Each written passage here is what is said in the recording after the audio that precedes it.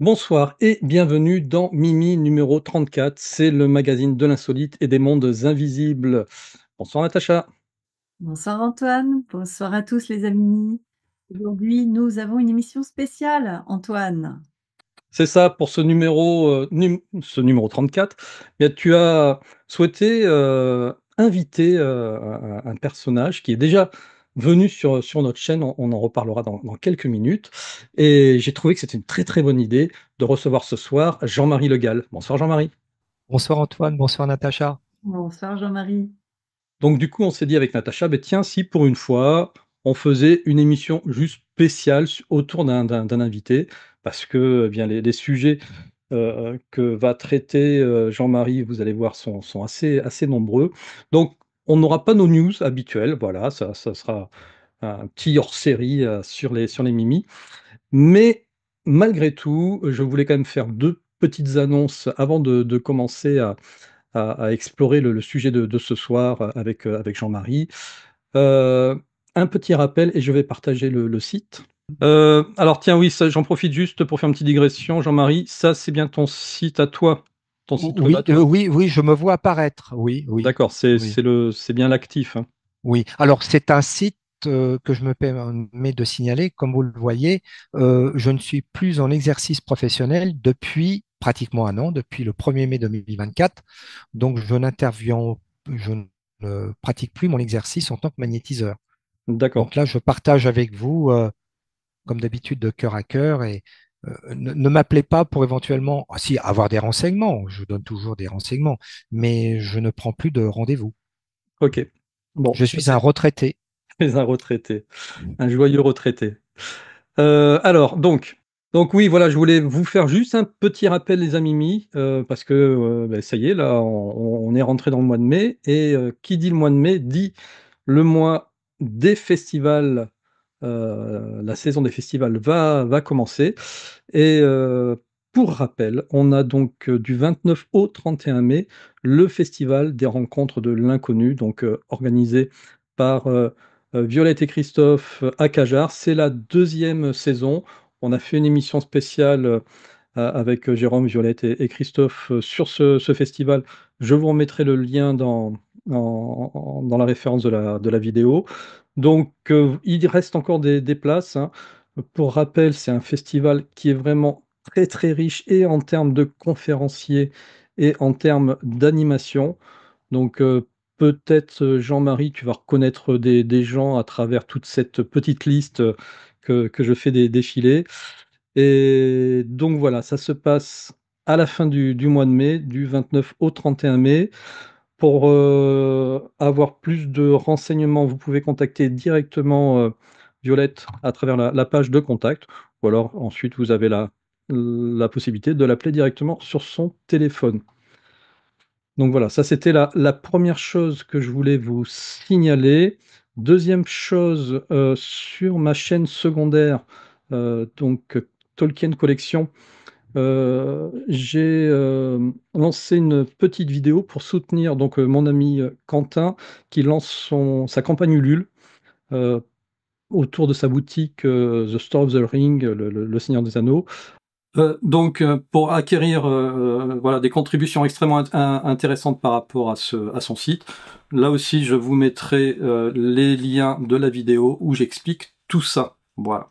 Voilà, et pour finir, les amis mi aussi, je vous annonce que sur ce mois de mai, on va nous aussi lancer notre campagne de crowdfunding pour le lancement du dernier numéro de Génération Cité d'Or. Ça sera le numéro 11.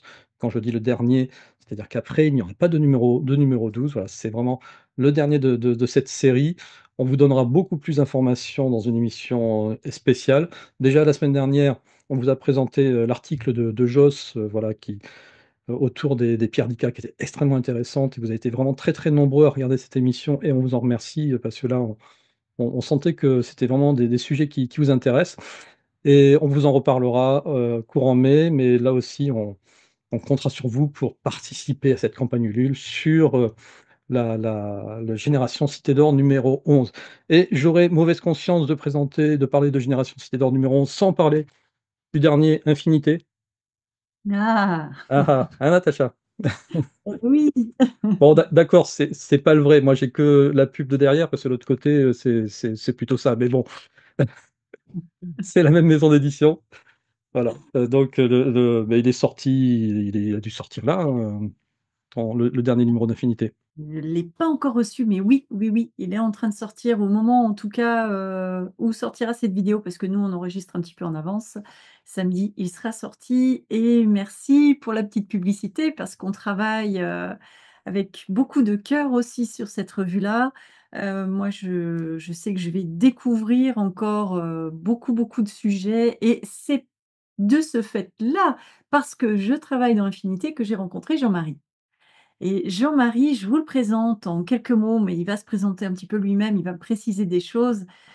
Jean-Marie, bah, tu es magnétiseur, alors à la retraite, mais il n'empêche que quand on est magnétiseur, c'est quand même pour Oui, la vie. Ne l'appelez pas pour avoir des rendez-vous, il est à la retraite. Mais Jean-Marie, tu as participé à pas mal d'expériences scientifiques sur le magnétisme.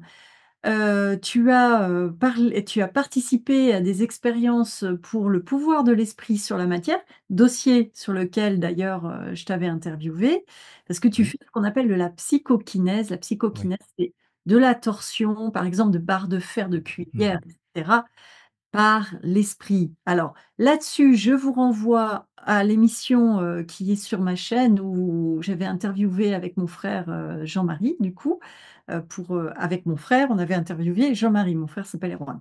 Et puis, je vous renvoie aussi sur tes qualités de magnétiseur et tout ce que tu as fait à l'émission que tu avais enregistrée avec Florinette sur la chaîne d'Antoine. Vous avez moult détails sur tout ça.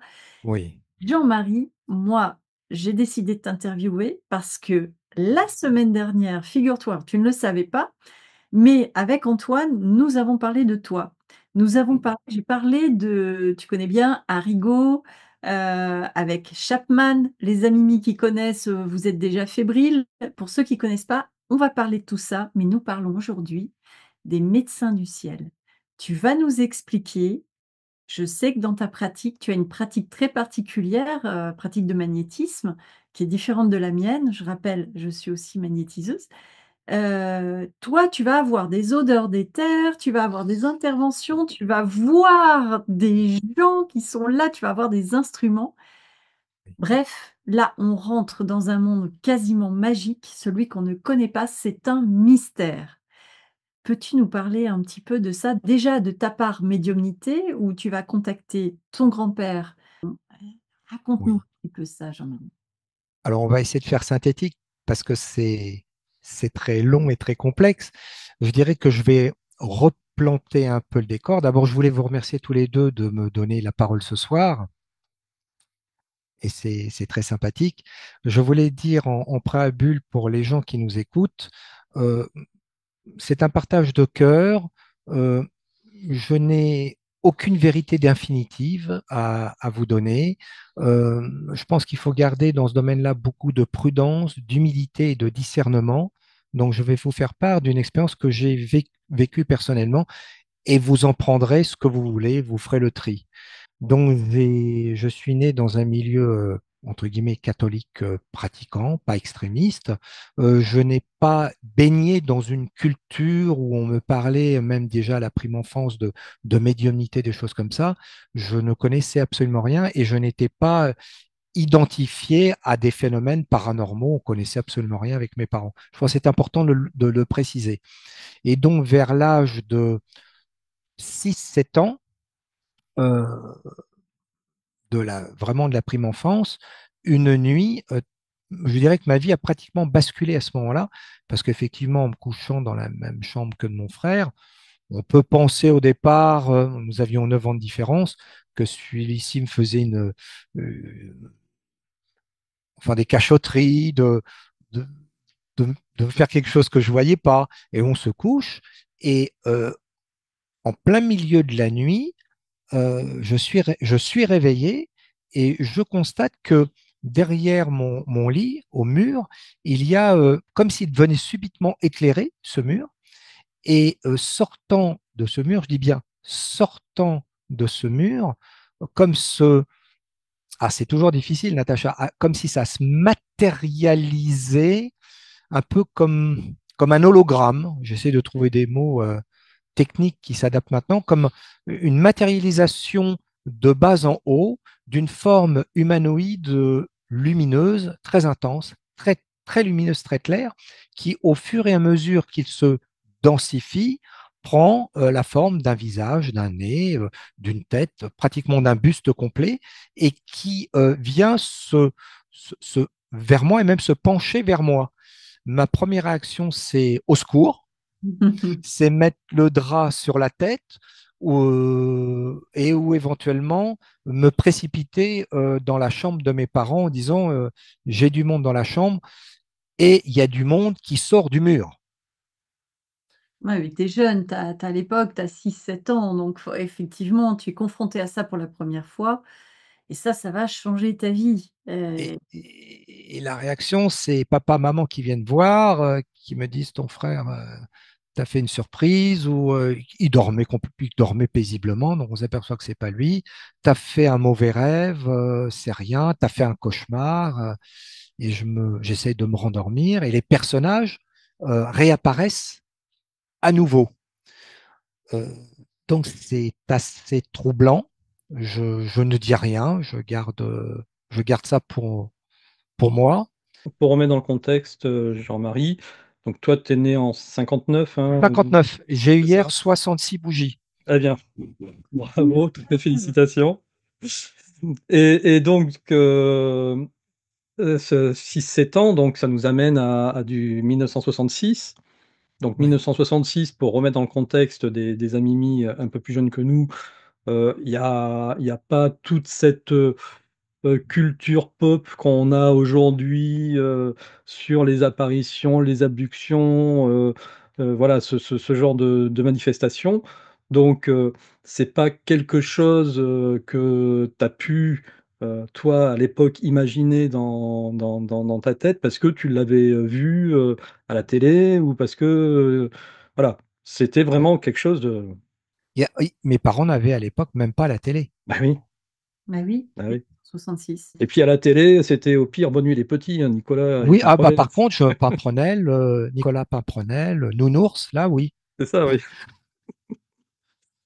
Donc en tout Et cas, pas une forme qui sort du mur, quoi, c'est non, clair. non, pas une forme qui sort du mur. Alors, ça, c'était, comme je venais de le partager avec Natacha, ça, c'était des épisodes nocturnes. Mais comme il y aurait beaucoup d'anecdotes, je vais en citer une particulièrement qui m'a frappé, c'est effectivement ce genre de manifestation nocturne a commencé à se passer de jour, Mmh. c'est-à-dire en plein jour. Et étant un petit garçon, eh bien, un peu d'une façon caractéristique, aimait les soldats de plomb et les châteaux forts. Donc mes parents avaient, euh, comme j'ai 9 ans de différence avec mon frère, j'avais récupéré le château fort de mon frère avec les petits soldats, etc.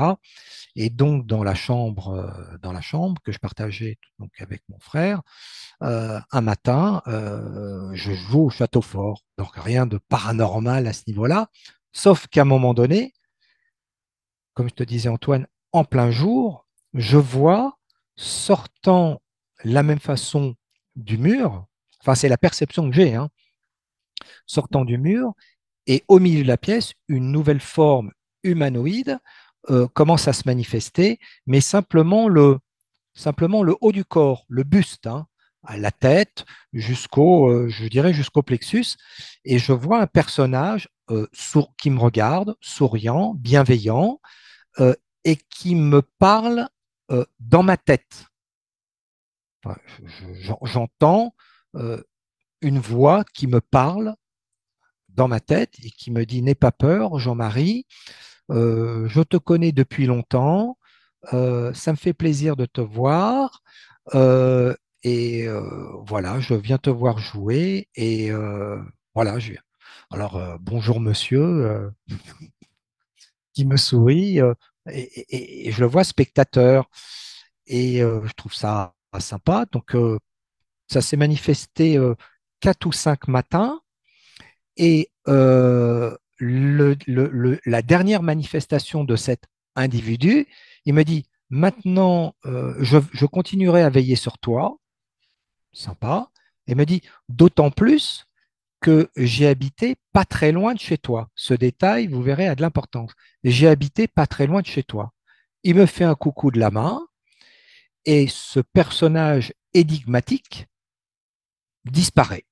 Alors, je vais te couper et à quoi ressemblait-il? Alors, ça avait l'air, alors je vais donner des pistes. Enfin, tu connais l'histoire, Natacha, mais on aurait dit un monsieur d'une d'une certaine, comme un professeur, comme un éducateur, comme un enseignant qui Mhm. est là, avec habit plutôt du 19e siècle, pas une petite barbe, mais enfin, voilà. Mais un monsieur, on sent qui, dans son discours, a une certaine diction, a une certaine aisance. Euh, bon, moi, j'avais 7 ans, je commençais un peu à aller enfin, je dirais en primaire, à aller à l'école, vraiment. Et ça me faisait penser, euh, mais en plus âgé quand même, en plus rustique, j'ai envie de dire, même à un éducateur, à un professeur. C'est une piste hein, que je donne C'est une piste, déjà. effectivement. Donc, il te dit, et autre piste quand même, que il a habité pas très très loin. Et il habitait pas très loin où j'habitais. Alors, je précise, à l'époque, j'habitais avec mes parents dans le 7e arrondissement de Paris, pas loin, effectivement, avenue de Saxe, le square Ségur, le métro Ségur. Vous comprendrez mieux pour ça. Donc, j'habitais là, oui, effectivement. Et donc, qu'est-ce qui se passe ensuite alors? Alors, euh, pour rebondir, alors, il y a eu d'autres manifestations de ce type d'individus, mais je vais éclaircir l'histoire, il y en aurait d'autres, l'histoire de ce personnage. Alors, effectivement, Exactement. Ok. Allez, alors je ne sais pas, où on le laisse en suspens. Alors, on va le laisser en suspens. on laisse Alors, un peu en suspens. Je voudrais savoir un petit peu ce qui t'est arrivé par la suite. Est-ce que tu l'as revu? Est-ce que d'autres personnages sont arrivés? ah oui, alors il y a eu d'autres épisodes, je dirais, mais plus tard, de même type de manifestation, mais d'autres d'individus dans d'autres situations, mais bien plus tard et plus âgés, où le même type de manifestation nocturne dans la pièce s'est aussi manifesté. Mais c'est ce qui a été, je dirais, très marquant vraiment dans la petite enfance de de ce type de matérialisation dans la chambre et dans l'appartement que je partageais avec mes parents, Mm. de ces entités, ce que j'appellerais très claires et très lumineuses. Alors, il faut signaler qu'après, quand le phénomène se dématérialisait, c'était très curieux parce que je voyais ce personnage lumineux et ça passait dans l'autre étape, je voyais que ça se dématérialisait progressivement de bas en haut pour devenir de plus en plus lumineux. Et en quelque sorte, après, c'était comme des particules qui allaient traverser la pièce, comme des petites étincelles, et il n'y avait plus rien. Mais ça se dématérialisait. C'était magnifique. Hein. Ouais, donc C'était magnifique. Hein. matérialisé, ça se dématérialisait. C'est ce que tu dis. Ouais, ouais. Ok. Alors, qu'est-ce qui s'est passé avec ce personnage par la suite? Alors, ce personnage, alors effectivement, après, on reviendra sur d'autres épisodes. Mais ce personnage, euh, bon, j'ai 7 ans, j'ai beaucoup d'expériences que je développerai entre les deux, mais comme tu disais, j'avais 6 ans et demi, 7 ans. Je fais un bond dans le temps, 1976, après différentes manifestations médiumniques que j'évoquerai plus longuement. Eh bien, à travers des cousins Claude et Monique avec qui j'avais fait des expériences, je développerai de médiumnité, table tournante, écriture automatique. Je fais cette petite parenthèse.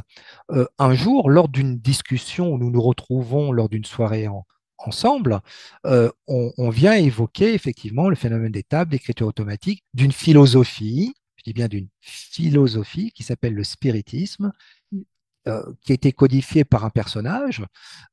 Et il me dit, ben voilà, Jean-Marie, au 19e siècle, un courant d'une école spiritualiste qui s'appelle le spiritisme, a été codifié, pas été créé, c'est important de le préciser, a été codifié par un enseignant français du nom de Hippolyte Rivail, plus connu sous le nom d'Alan Kardec.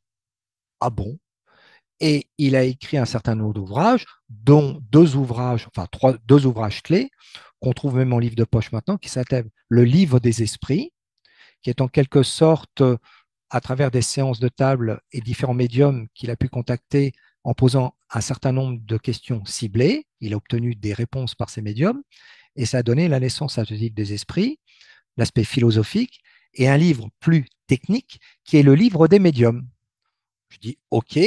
Ils me disent seulement à l'époque, les photos, il n'y en avait pas beaucoup, mais mon cousin avait une belle bibliothèque avec différents ouvrages, donc il prend le livre des médiums, le livre des esprits, OK. Mais il me dit, mais je vais te montrer quand même la tête de ce bonhomme, de ce Hippolyte Rivail, éducateur français, enseignant, titré.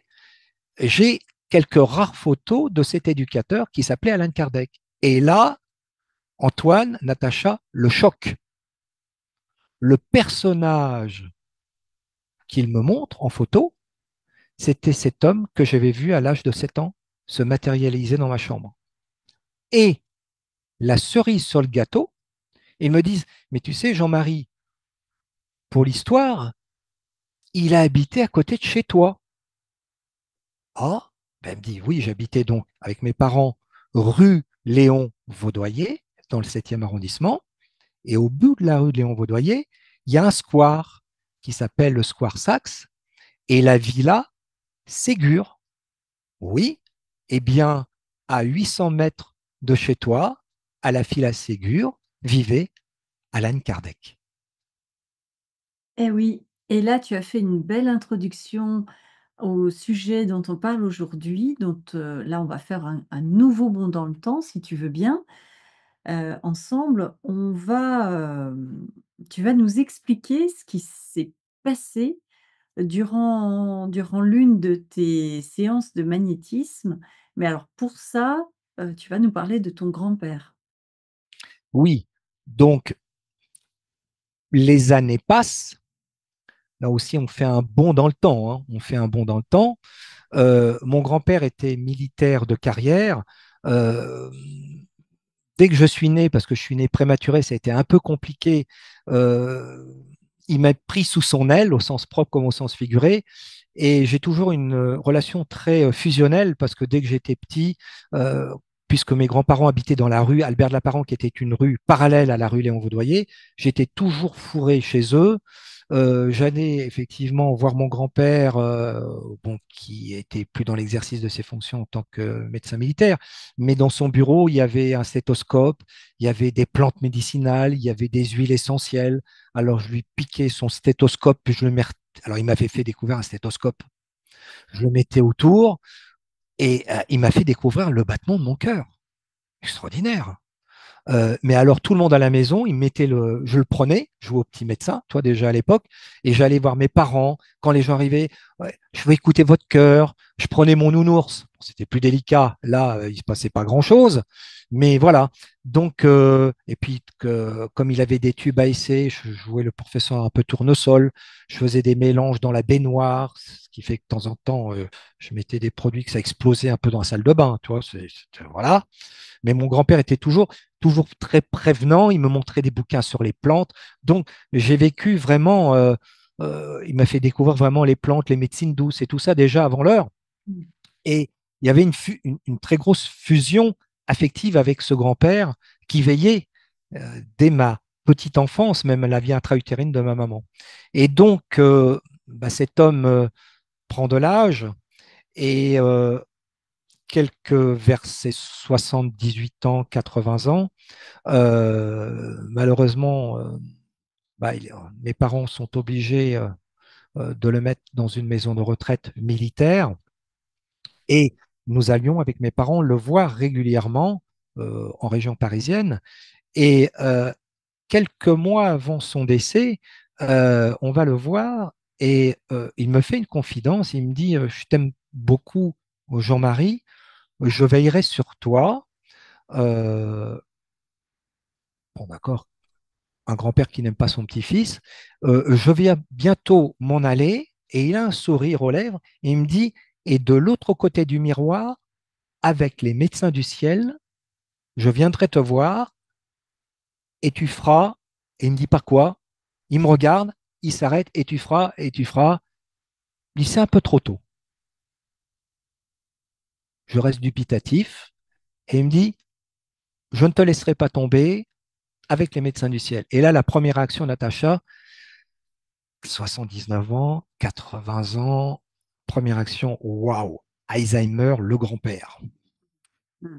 Bien que j'avais déjà des petites choses qui m'étaient arrivées, mais je ne faisais pas les liens. Et donc, c'est la dernière fois que je vois mon grand-père, entre guillemets, de son vivant, et quelques semaines après, sa santé détériore, et étant militaire, il se retrouve ce qu'on appelle au Val-de-Grâce, à côté de Vincennes, à l'hôpital militaire, où il va décéder. Et là, bon, grande peine affective, mais je reste avec cette interrogation. Je passe de l'autre côté du miroir. Les médecins du ciel, plus tard, tu comprends. Ouais, je reste un peu dubitatif et interrogateur, ce qu'il me dit à l'époque. On est en 73. Ce que je trouve extraordinaire, c'est c'est un grand-père médecin, médecin militaire, donc c'est quelqu'un qui n'est pas, a priori partisan des choses un peu bizarres et que là, il a quand même une sorte de connaissance de ce qui va se passer après, de l'invisible, Mm, sans doute de la médiumnité ou de la voyance, donc il y a mm. des portes qui se sont ouvertes. On dit souvent qu'au moment de la mort quand même, on voit, hein, des gens qui viennent, on voit aussi, certaines choses qui vont se passer parfois et là, lui, il a carrément avec toi cette information, qui va être fondamentale pour la suite de ta vie et c'est Oui, de ça dont tu vas nous parler et qui va oui. rattacher à tout. Je dirais que là, nous sommes en 73, mais il y a quand même des épisodes quand même importants à citer entre les deux. Natacha, c'est qu'effectivement 73 arrive. Euh, je suis une scolarité un peu, on ne l'a pas évoqué, un peu chaotique, parce que bon, on fait des bons en avant, en arrière. Je vais l'évoquer rapidement ta scolarité, parce que je veux qu'on parle des médecins du ciel. Rapidement, il faut savoir que Jean-Marie, à l'école, il avait sa table qui se levait, il y avait les ampoules électriques bah, juste qui pétaient. Généralement, l'instit appelle à l'électricien qui se disait: «Oh, c'est pas vrai, encore Jean-Marie dans la classe». Tu avais d'autres épisodes assez incroyables je me souviens de ce que tu m'avais raconté, c'est d'ailleurs, sur ma chaîne où tu avais, toutes les cuillères, fourchettes, couteaux dans le vaisselier de ta mère, je crois, Oui, oui, tous tordus. Enfin, il y avait beaucoup, beaucoup, beaucoup. oui. Tu fais un très bon résumé. On gagne du temps. On gagne du temps parce que là, ça Oui, s'appelle la psychokinèse. Donc ce oui, sont oui, des phénomènes que tu ne contrôlais absolument pas, tu ne sais pas ce qui se passait. Heu, oui. Par la suite, dans ta vie et là, un nouveau bond dans le temps, tu as participé avec, quelqu'un de Jean- très connu, Jean-Pierre Girard. Jean-Pierre Gérard. Là, tu as participé à des expériences scientifiques, donc tout cela a été, mesuré. Il faut savoir que ce sont vraiment des grandes expériences. Tout est sur ma chaîne, vous verrez ça. Jean-Marie est Et passé je précise, Natacha, non truqué. non truqué bien sûr, parce que Jean-Pierre Girard, lui, il a pu, agir, un peu. Hors cadre scientifique. Toutes les expérimentations scientifiques qu'il a fait ont été bordées, contrôlées, comme j'ai pu l'être, c'est le talon d'Achille de ces choses-là, hein, il faut avoir l'honnêteté de le dire, avec la présence émérite quelqu'un que j'apprécie beaucoup, qui est François Ranqui, que je salue par la Oui. même occasion, la présence patentée d'illusionnistes. Oui, François Ranqui est un illusionniste, donc à notre époque, très, très, très connu. Alors c'est pareil, il fait partie donc la vidéo que j'ai tournée avec lui fait partie des 40 en retard. Donc vous la retrouverez sur ma chaîne. François Ranqui est vraiment, oh il est charmant, délicieux, très drôle, adorable et c'est un illusionniste qui débunk justement, bah, tous ces phénomènes truqués, pour le coup. Et donc, de ce fait, il va participer à la validation du paranormal qui, lui, ne l'est pas. Donc la partie du paranormal qui, lui, n'est pas truquée. Et donc ça, ce sont des phénomènes que tu as eu à connaître pendant ta vie, donc tu étais soumis à plein de choses, médiumnité, psychokinèse, enfin, tu as été importé dans ce bain-là. Mais moi, ce que je veux voir avec Ah toi oui, on y aujourd'hui, arrive, dont on on n'a y pas arrive, parlé encore, mais dont on on y veut arrive. qu'on y arrive, c'est les médecins du ciel. Voilà. Mais Alors, avant d'y arriver, moi j'avais une petite question, malgré tout, Ah! Natacha, parce que je sais que tu es impatiente d'entendre ces histoires d'un médecin du ciel. Parce que, effectivement, alors pour les amimi qui trouveraient qu'on irait un peu vite sur cette partie-là, vraiment, n'hésitez pas à revoir l'entretien de Natacha et de Jean-Marie sur la chaîne Natacha Co, ou l'entretien de Florinette et Jean-Marie sur Miasme TV, où là, effectivement, on va plus dans le détail. Oui, Mais moi, j'ai quand même quelques petites questions complémentaires, Jean-Marie, parce que j'ai l'impression quand même que dans ta famille, il y a pas que toi finalement. Là, tout à l'heure, tu as parlé de ton, grand-père, donc René Le Gall. Tu as parlé de tes cousins, Claude et Monique, qui t'ont un peu finalement initié aussi, en tout cas ouvert les yeux, parce que même au niveau de l'ufologie, on le verra, vous pourrez le voir sur, l'interview avec Florinette où, tu as eu aussi pendant un certain nombre d'années des rêves où tu voyais, des Vénusiens à la Damski, oh là, oui, apparaître, voilà, jusqu'à ce qu'on te montre une BD où effectivement, il y a cette, fameuse ah soucoupe là et là, puis, tout ouais, s'arrête et qui te montre la BD? Tes fameux cousins, oui, Claude et Monique. Tu as oui, un oncle aussi, aussi du prénom de ton grand-père, hein, oui. René Le Gall, qui est aussi, voilà, qui est aussi là-dedans, on va dire. Alors moi, je me posais la question par rapport à tes parents. Eux, ils ont jamais rien vu, jamais rien entendu, senti et cetera? Alors, si, au C'était un peu la niveau, zone tampon ou?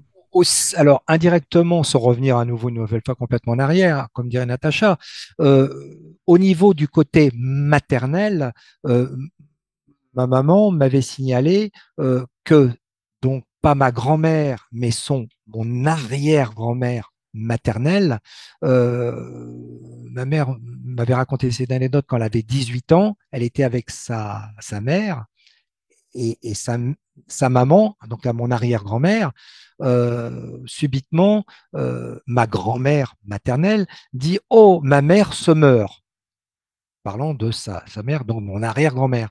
Et ma mère, qui était présente à cette scène en Allemagne, parce qu'elle est d'origine allemande, n'avait pas très bien compris pourquoi sa maman lui disait ça. Et effectivement, 2 heures après, ils apprenaient qu'effectivement, l'arrière-grand-mère, à l'heure dite où ma grand-mère avait eu cette sensation de la mort de sa maman, ben, effectivement, était décédée. Donc, il y a quelque chose qui Ouais. traîne dans les placards, apparemment, Mmh. euh, d'un côté comme de l'autre. Oui, il y a.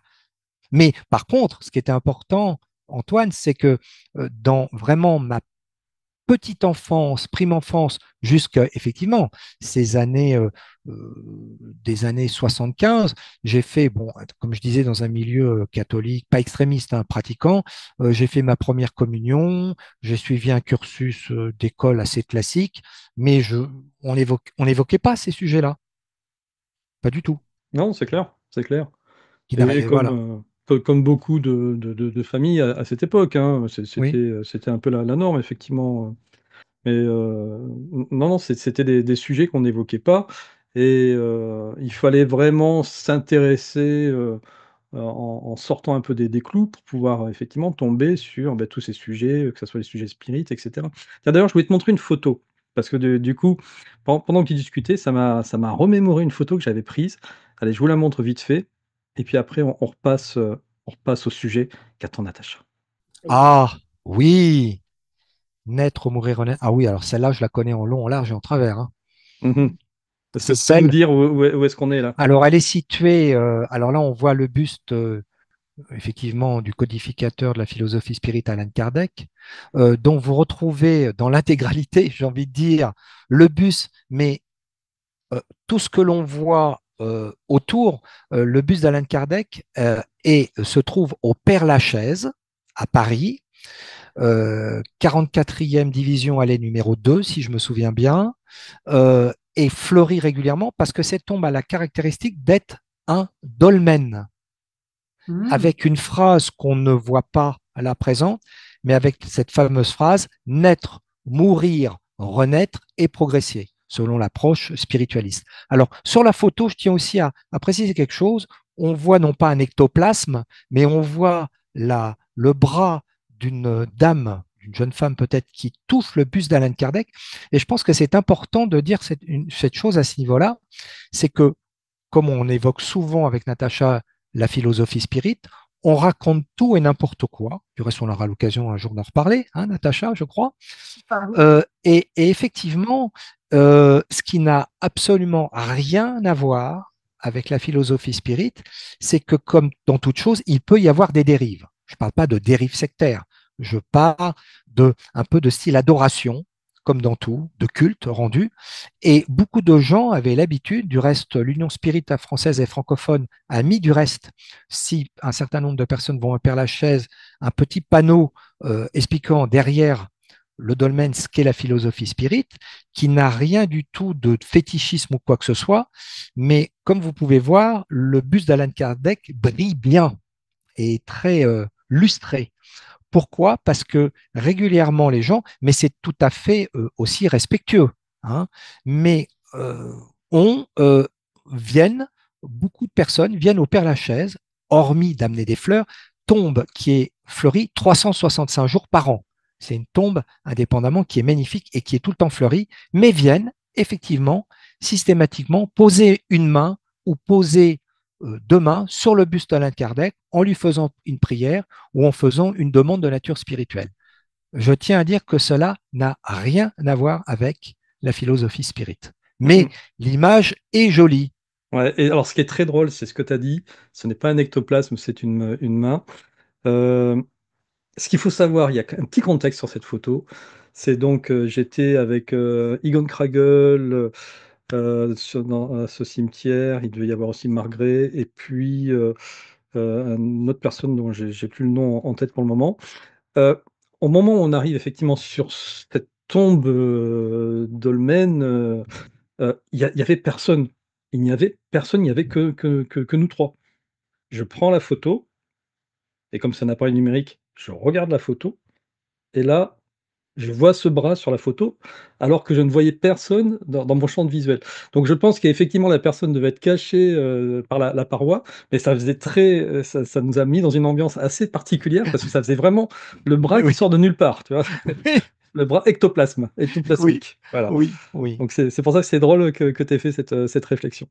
oui. Bon voilà, je voulais faire cette petite parenthèse, Mais la Natacha. tombe, sur le plan du Père-Lachaise, c'est vrai que ça, enfin, on adhère ou qu'on n'adhère pas. C'est vrai qu'au niveau du monument par lui-même et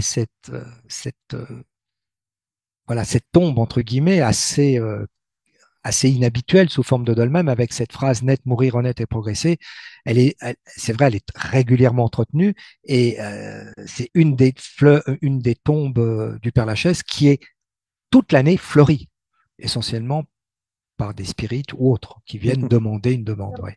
Jean-Marie, puisqu'il est dit beaucoup de bêtises au sujet du spiritisme, au sujet Mm. des mystères du ciel, au sujet de tout ça, peux-tu, toi, un petit peu définir le spiritisme pour tous ceux qui ne connaîtraient pas encore cette philosophie? Alors, elle a ses racines dans toutes les religions, parce que c'est avant tout il faut replacer le contexte. Alan Kardec, comme je disais, donc vous l'avez compris, était quelqu'un de très carré dans sa démarche, parce que c'était un enseignant qui, lorsqu'on lui a parlé, enfin, il faut revenir quand même un peu en arrière, c'est pas tombé comme ça le spiritisme. Il y avait effectivement, dans les années 1800, etc., des manifestations très curieuses aux États-Unis avec les sœurs Fox, Oui. qui avaient une nuit entendu des bruits bizarres dans leur chambre à coucher et s'étaient amusés, entre guillemets, ces murs assez un peu solides, en disant un coup pour oui, un coup pour non, un coup oui, non, un coup non. Et là, la stupéfaction, ça tapait dans les murs. Et donc, il y avait un espèce de codage qui a été fait à cette période-là et né, alors je synthétique essentiellement, hein, est né un mouvement. Alors, ça a pris une ampleur. Il y a eu les Sir Fox, il y a eu d'autres personnes, et ça a donné naissance à un mouvement qu'on appelle le spiritualisme américain. Ce spiritualisme s'est beaucoup, je synthétise, développé des États-Unis, est arrivé ensuite, entre autres, en Angleterre, et ensuite a atterri en France, avec des phénomènes qui étaient assimilés aussi à ces phénomènes très médiatisés à l'époque qu'on appelait les tables tournantes. C'est-à-dire les gens se réunissaient autour de cette table, rentraient en prière ou en transe pour certains, et il y avait des coups, un coup pour oui, deux coups pour non. J'ai connu ce genre de phénomène où soit on est un peu à l'âge de bronze, j'ai envie de dire, pour obtenir un message, A, B, C, D, ça s'arrête et on obtenait des messages. Donc, au départ, quand Hippolyte Rifaille, de son vrai nom, entend parler d'étapes tournantes, il rigole. C'est intéressant, hein, de voir l'évolution. Il rigole. Il me dit, je n'ai jamais entendu une table parler. Mm. C'est débile. Mm. Jusqu'à un certain nombre de personnes, d'hommes écrivains tels que Victor Sardou, lui présentent un certain nombre de documents qui posent question, qui l'interpellent, ainsi qu'avec un magnétiseur, et il décide un jour d'aller voir des séances. Il n'est pas très convaincu, et il décide, en tant qu'instituteur, d'avoir une idée géniale, de se dire, bon, euh, peut-être que je vais côtoyer différents médiums qui ne se connaissent pas les uns les autres, je vais en prendre plusieurs, et je vais faire une liste en posant des questions d'actualité de l'époque.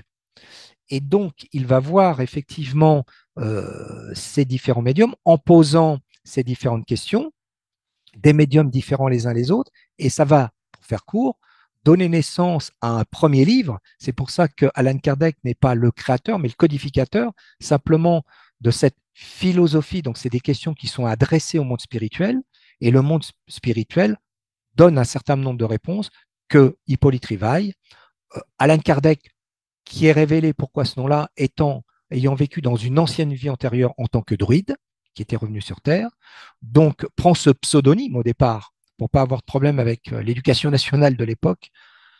Maintenant, il l'enfermerait, hein, à mon avis, mais donne naissance à un premier livre qui est un livre sur un aspect philosophique. Mais sur la lancée, il continue, il y a un aspect pratique qui est la pratique de la médiumnité, parce que ces entités spirituelles disent, bon, voilà, il y a un aspect philosophique. Deuxièmement, il y a un aspect, on pourrait dire, entre guillemets, expérimental et scientifique, à travers des sensitifs, dont je fais partie, qu'on appelle des médiums, des intermédiaires. Et là, il se livre, effectivement, à l'époque, à un certain nombre d'expériences de table. Il y aura même des expériences scientifiques qui vont être réalisées pour étudier avec l'Institut métaphysique ce genre de manifestations, y compris des matérialisations d'ectoplasme. Donc ça, c'est l'aspect philosophique. L'aspect, on pourrait dire, pilier numéro 2, scientifique, et l'aspect 3, spirituel. Alors, bien sûr, il faut se replacer. Nous sommes dans un cadre catholique chrétien, donc il s'inspire d'une relecture à travers les messages des esprits de l'ouvrage mondialement connu qui est l'Évangile. Et il va y avoir une adaptation, questions aussi réponses et méditation du livre de l'Évangile selon le spiritisme. Mais ce que les gens oublient ou ne sont pas au courant, que même à la fin de sa vie, Alan Kardec commençait une traduction du Coran selon le spiritisme. C'est peu connu. Oui. Donc, ce qui veut dire qu'effectivement, on aurait pu faire la Bhagavad Gita selon le spiritisme. C'est-à-dire qu'on est dans une culture, je dirais, judéo-chrétienne, et il prend ce modèle, mais ça va beaucoup plus loin. Donc, le spiritisme a 3 piliers. C'est une philosophie spiritualiste aussi, avec un aspect éthique, avec un aspect philosophique, avec un aspect expérimental et scientifique, et un aspect spirituel. Et je pense que le spiritisme est d'abord une philosophie du vie, à se connaître toi-même, apprendre aussi que nous sommes un corps, que nous avons aussi un esprit, qu'il y a une phase intermédiaire entre le corps et l'esprit que les spirites appellent le périsprit, qu'on pourrait appeler le double vital, etc. Et qu'il y a le but de cette étincelle de vie qui nous a été donnée par cette, alors chacun l'appelle comme il veut, pure conscience, qu'il y a un chemin de vie qui est fait à travers différentes incarnations pour retourner dans un état d'éveil, parce qu'au départ, nous sommes dans un état d'ignorance. Donc, il y a progressivement, de vie en vie, un éveil de l'esprit, une progression spirituelle. Voilà en quelques mots synthétiques la philosophie spirit, qui n'est pas uniquement, comme je disais souvent avec Natacha, souvent les gens disent je fais une séance de spiritisme. Non, ils font une séance de médiumnité. On n'ira jamais, avec tout le respect qu'il se doit, Antoine, le dimanche, vous faites, en allant à la messe, avec tout le respect qu'il se doit, vous faites une séance de christianisme. Ben non. Donc je pense qu'il faut remettre un peu chaque chose à sa place. Et donc, alors, je l'ai exposé synthétiquement sur un plan sociologique et hystérique. Je ne vous demande pas, messieurs, mesdames, qui vous m'écoutez, d'y adhérer. Mais je pense que c'est intéressant de bien positionner les choses et de ne pas raconter n'importe quoi. Voilà, j'essaie de faire synthétique.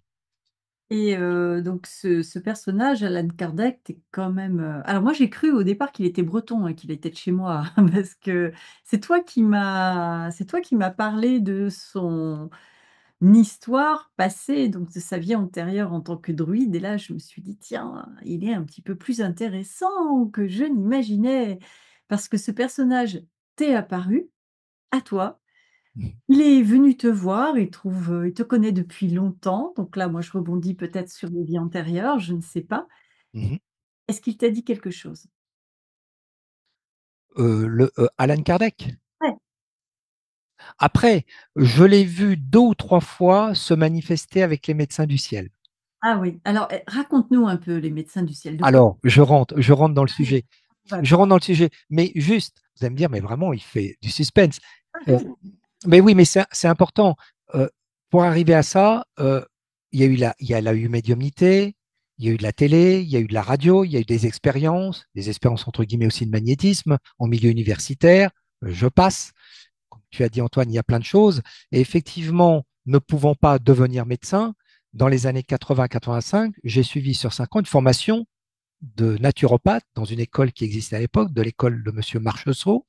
Donc, j'ai suivi un cursus à la fois, effectivement, il fallait que je travaille aussi dans l'éducation nationale. J'étais préparateur en physique-chimie. Donc, j'étais un pied dans l'un et un pied dans l'autre. Pendant la journée, dans le pur et dur. Et le soir, dans quelque chose d'un peu plus large d'esprit. Dans des années 80 à 85, formation d'hygiéniste naturopathe, très actif sur le plan secouriste aussi. Et donc, effectivement, ouf, on y arrive, Natacha. 84-85 arrive.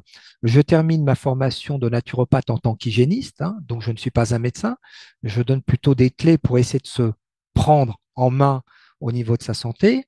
Et je commence à m'installer au niveau professionnel, effectivement, dans le 15e arrondissement, rue du Théâtre, où je commence mon activité professionnelle. Et là, dans le cadre de mon exercice, il y a le côté praticien naturopathe, mais il y a un côté effectivement où j'adapte tout ce que j'avais vécu un peu avant, d'expérience de magnétisme un peu empirique, en recevant aussi en séance une partie naturopathie théorique et pratique de conseils, et seconde partie de ma séance individuelle où les gens, alors attention, je ne faisais pas ni de diagnostic médical, pas de prescription. Les gens suivent le traitement médical et suivent les examens. Je pense qu'il faut chacun à sa place. Et les gens allongés, je ne faisais pas les gens déshabillés, ils retiraient que les chaussures, ils s'allongeaient sur une table médicale ou paramédicale avec un drap dessus propre. Et donc, je commence de façon classique à m'occuper d'une personne en faisant des approches classiques avec des passes, on y reviendra, longitudinales, transversales, souffle chaud, souffle froid, des choses qu'on retrouve beaucoup dans la littérature, qu'on trouve un peu partout encore à l'heure actuelle. Et là, lors d'une des séances, tout se passe basiquement, le même phénomène que dans ma petite enfance, alors on s'imagine en plein jour, en milieu d'après-midi, la personne allongée, les yeux ouverts, et là, qu'est-ce que je vois sortant du mur? Trois formes lumineuses humanoïdes. Mm. Je m'y attends pas, hein, parce que ça s'était un peu calmé. Et là, je vois ces formes se densifier autour de moi, et parmi une de ces formes, je reconnais mon grand-père, le docteur René Le Gall. À côté, comme dans un bloc opératoire, une infirmière habillée en vert, et à côté aussi soit un médecin, là c'était un médecin, ou dans d'autres occasions c'était comme un chirurgien qui est là, et j'entends dans ma tête, maintenant, Jean-Marie, comme je te l'avais dit, c'est le moment. J'imagine, Natacha, c'est le moment, la personne qui était allongée me voit un peu dans un doute, elle me dit, il se passe, tout va bien, oui, oui, vous maîtrisez, je maîtrise. Je maîtrise rien du tout, je ne sais pas ce qui se passe. Et je vois cette forme lumineuse et principalement ce corps de lumière, mais surtout aussi pratiquement jusqu'au buste et avec les avant-bras, comme dira Antoine par rapport à la photo d'Alan Kardec tout à l'heure, ces mains de lumière s'approchaient de moi et se penchaient vers moi et me tendre comme deux espèces de gants Mappa qu'on fait la vaisselle, me les enfiler dans les mains, d'où mon DVD Les mains de lumière, et je vois à ce moment-là, complètement différent des passes magnétiques classiques, j'ai une sensation, je me dis, mais c'est pas possible, je commence à bâiller, à avoir envie de dormir, mais alors vraiment, je pense en nom d'alpha, mais je sais pas où ça va, et je sens aussi quelque chose euh, que j'ai du mal à définir, qui s'active dans mon cerveau. C'est très curieux comme sensation, comme s'il y avait quelque chose dans ma boîte crânienne, derrière mon os frontal, mais vraiment en intérieur, comme si au milieu de mon crâne, j'ai compris après, hein, comme s'il y avait quelque chose qui vibrait, qui s'allumait, qui vibrait, et à ce moment-là, je tombe encore plus dans un état de sommeil. Je ne baffe pas, je vous rassure, mais vraiment dans un état entre la veille et le sommeil. Et là, j'observe, c'est comme si j'avais un état de recul, presque de décorporation. J'entends tout ce qui se passe et je vois au départ du phénomène, avant que je m'endorme, euh, mes mains faire une gestuelle curieuse. Je vois comme si on me donnait des ciseaux avec de la lumière autour, une seringue, du coton, des pinces, qu'on me passe ces instruments de lumière avec l'infirmière qui est à côté, mon grand-père qui pose ses mains, et comme si je faisais mais entre guillemets, de la chirurgie. Je couds, je scie, enfin voilà. Et ce phénomène-là dure à peu près pendant 4, 5, 6 minutes. Et toujours dans cet état entre la veille et un peu le sommeil. Et ensuite, j'entends opération terminée, chirurgie terminée. Et tout doucement, un peu toi, comme un sous-marin, je remonte progressivement à mon état de veille, un peu comme tu travailles le matin, entre la veille et le sommeil. Et je vois mon grand-père qui me sourit, qui me dit première opération terminée, et qui tout doucement retire ses mains de lumière posées, me fait retirer ses mains enfin ses gants qui se dématérialisent, et je vois mon grand-père, l'infirmière et un autre médecin à côté qui prennent un peu de recul et qui commencent à me faire coucou, à la prochaine, et qui commencent à se dématérialiser à côté de moi et traverser le mur. Et la personne qui était allongée, je ne m'en étais pas aperçu, avait gardé les yeux ouverts. Et elle me dit, c'est bizarre, monsieur Le Gall, vous étiez là, mais comme si vous n'étiez pas là, un peu absent. Ça va? Parfait, tout va bien. Je comprends rien de ce qui se passe. Et quand elle descend de la table, je sens une odeur, mais très caractéristique, une odeur d'éther, de bloc opératoire, un peu comme j'avais subi une appendicite quand j'étais jeune. Je me souviens très bien, ça m'avait marqué, on m'avait mis un masque à l'époque, ça sentait l'odeur. Donc, je reconnaissais bien cette odeur caractéristique. Donc, la personne se lève de la table, va à mon bureau, et en allant à mon bureau, je remarque, Natacha, qu'il y avait une espèce de poubelle lumineuse, comme il existe dans les blocs opératoires, très métallique, mais entourée de lumière, avec un écran de lumière tout autour. Et j'ai peur, mais je la traverse. Et j'entends une espèce de bruit métallique. Je vais m'asseoir. La personne qui me suivait derrière, ma consultante, avance. Elle ne voit pas. Elle ne voit plus rien. Elle passe à travers le truc, mais elle heurte quelque chose. Elle me dit, tiens, c'est curieux, j'ai heurté quelque chose. Je dis, non, non, c'est rien, c'est rien. Elle s'assoit, et là, elle commence à me dire, vous sentez pas là, ce qu'il y a, monsieur Légal, dans la pièce? Je dis non. Elle me dit, bah, écoutez, et ça sent l'éther. Ça sent vraiment l'éther. Donc, la séance se termine. J'avais un petit battement de 10 minutes, un quart d'heure. Je dégouline, Antoine, Natacha, je dégouline et je me dis, mais qu'est-ce qui se passe? Et la personne, je vais me laver les mains, je me mouille le visage, je me dis, reprends tes esprits, sans faire de jeu de mots, reprends tes esprits. Et je me dis, bon, ben, j'ai une consultante dans un quart d'heure, moi. Et si ça recommence? Et donc là, je décide de, à mon bureau, de prendre une feuille de papier. Alors, c'est fou avec le recul. Et j'ai dit, mais papy, René, c'était toi? Est-ce que c'est vraiment toi? Est-ce que c'est moi qui pète un câble, toi?